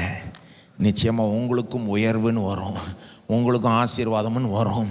இழந்ததெல்லாம் ரெட்டிப்பாக நீங்கள் பெறுவீங்க. எந்த அளவுக்கு பெறுவீங்கன்னா, அந்த இழந்ததெல்லாம் பெருசாக நினைக்கவே மாட்டீங்க, அதை வருந்தவே மாட்டீங்க, வருத்தப்படவே மாட்டீங்க, கசப்பெல்லாம் போயிடும். எல்லோரும் எழுந்து நிற்போம். ஸ்தோத்திரம். சிம்பிள் சொல்யூஷன் அது. இயேசுவை பார்த்துட்டே இருங்க. இயேசு பாருங்க, கிவ் அப்பே பண்ணல. ஐயோ, எப்படி அவரை தூண்டி விட்டானுங்க. எல்லாரையும் ரட்சித்தவர் தன்னையே ரட்சித்துக்க முடியல அப்படின்னு கிண்டல் பண்ணாங்க அவரை. சிலுவையில் தூங்கிட்டு இருக்கிறப்போ கீழே இறங்கி வா பார்ப்போம், அப்போ நம்புகிறோம் அப்படின்னா எப்படி இருந்திருக்கும். நான் அந்த இறங்கி வந்துட்டுருப்பேன். அவனை நீ என்ன அப்படின்னு பார்க்கறதுக்கு எப்படி இருந்துருக்கும் பாருங்க. அவரை போட்டு தூண்டி விடுறான், அப்படியே கிளறி விடுறான். அவர் அதெல்லாம் அவர் பாருங்க, அவர் இதை சாகரத்துக்குன்னே வந்தவர். என்னத்தையோ பேசுனதுனால அவர் ஒன்றும் அந்த பிளான்லாம் மாற்றிக்க மாட்டார். நீ என்ன வேணா பேசு, நான் என்ன செய்வேனோ அதுதான் செய்வேன். ஒட்டாரமாக அவர் பாட்டு அவர் வழியில் தான் போகிறாரு பாருங்க. இயேசுவை பார்க்க பார்க்க நமக்கும் அந்த மாதிரி ஒரு ஆட்டிடியூட் வந்துடும். தேவன் நம்ம எதற்காக அழைச்சாரோ அதிலேயே உறுதியாக நிற்கிறதுக்கு. என்ன எதிர்த்து வந்தாலும் அதெல்லாம் நம்மளை டிஸ்ட்ராக்ட் பண்ணாதது அளவுக்கு தேவன் நம்மளை மாற்றுவாராக, இயேசுவை போல ஆக்குவாராக. ஸ்தோத்திரம் ஆண்டவரே. அன்பின் நல்ல பிதாவே, இயேசு நாமத்தில் வருகிறோம் ஆண்டவரே. இயேசுவை போல நாங்கள் அதிகமாய் மாற விரும்புகிறோம். ஆவியானவரே, எங்களை இயேசுவை போல மாற்றும் ஆண்டவரே. காம்ப்ரமைஸ் பண்ணாமல் வாழ, சரியான பாதையில், உண்மை பிரியப்படுத்துகிற பாதையில் என்ன வந்தாலும் அதை ஃபேஸ் பண்ணக்கூடிய ஒரு விசுவாசமும் தைரியமும் இருக்கிற மக்களாக இருக்க எங்களை நடத்த ஆண்டவரே. அதுக்கு என்னென்ன நடக்கணுமோ அதெல்லாம் நடக்கட்டும். படிப்படியாக எங்களை கைப்பிடித்து வழி நடத்த ஆண்டவரே. நாங்கள் ஒரு விதமாக இன்றைக்கி இருக்கலாம், ஆனால் கூடி சீக்கிரம் பெரிய மாற்றங்களை, முன்னேற்றங்களை இயேசுவை போல நாங்கள் அதிகமாக மாற நீர் செய்வீராக. உம்மால எல்லாம் கூடும். யாரை வேணா நீர் இயேசுவை போல மாற்ற முடியும். அதை நீர் செய்ய ஆண்டவரே. ஸ்தோத்திரம். எல்லா விதமான பல விதமான உபத்திரவங்களை சந்திக்கிற மக்களுக்காக ஜெபிக்கிறேன். கிவ் அப் பண்ணாமல் தொடர்ந்து ஒரு நம்பிக்கையோட ஒவ்வொரு நாளும் வாழ நீர்தாமே கிருபை செய்ய வேண்டும். ஒவ்வொரு நாளும் அந்த நாளுக்கு ஏற்ற கிருபை அவளுக்கு அழியும் ஆண்டவரே. வேதம் சொல்லுகிறது போல உம்முடைய இரக்கங்கள் காலைதோறும் புதியவைகள்.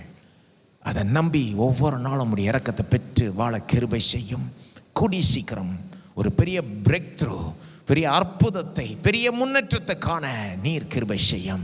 உடைய மக்களை உம்முடைய நாமத்தில், இயேசுவின் நாமத்தில் ஆசீர்வதிக்கிறோம். எல்லா துதி கனம் மகிமை உமக்கே செலுத்துகிறோம். இயேசுவின் நாமத்தில் ஜெபிக்கிறோம். ஆமென். நம்முடைய கர்த்தராகிய இயேசு கிறிஸ்துவுடைய கிருபையும் பிதாவாகிய தேவனுடைய அன்பும் பரிசுத்த ஆவியானவருடைய ஐக்கியமும் சமாதானமும் நம்மோடு இன்றைக்கும் என்றைக்கும் இருப்பதாக. ஆமென்.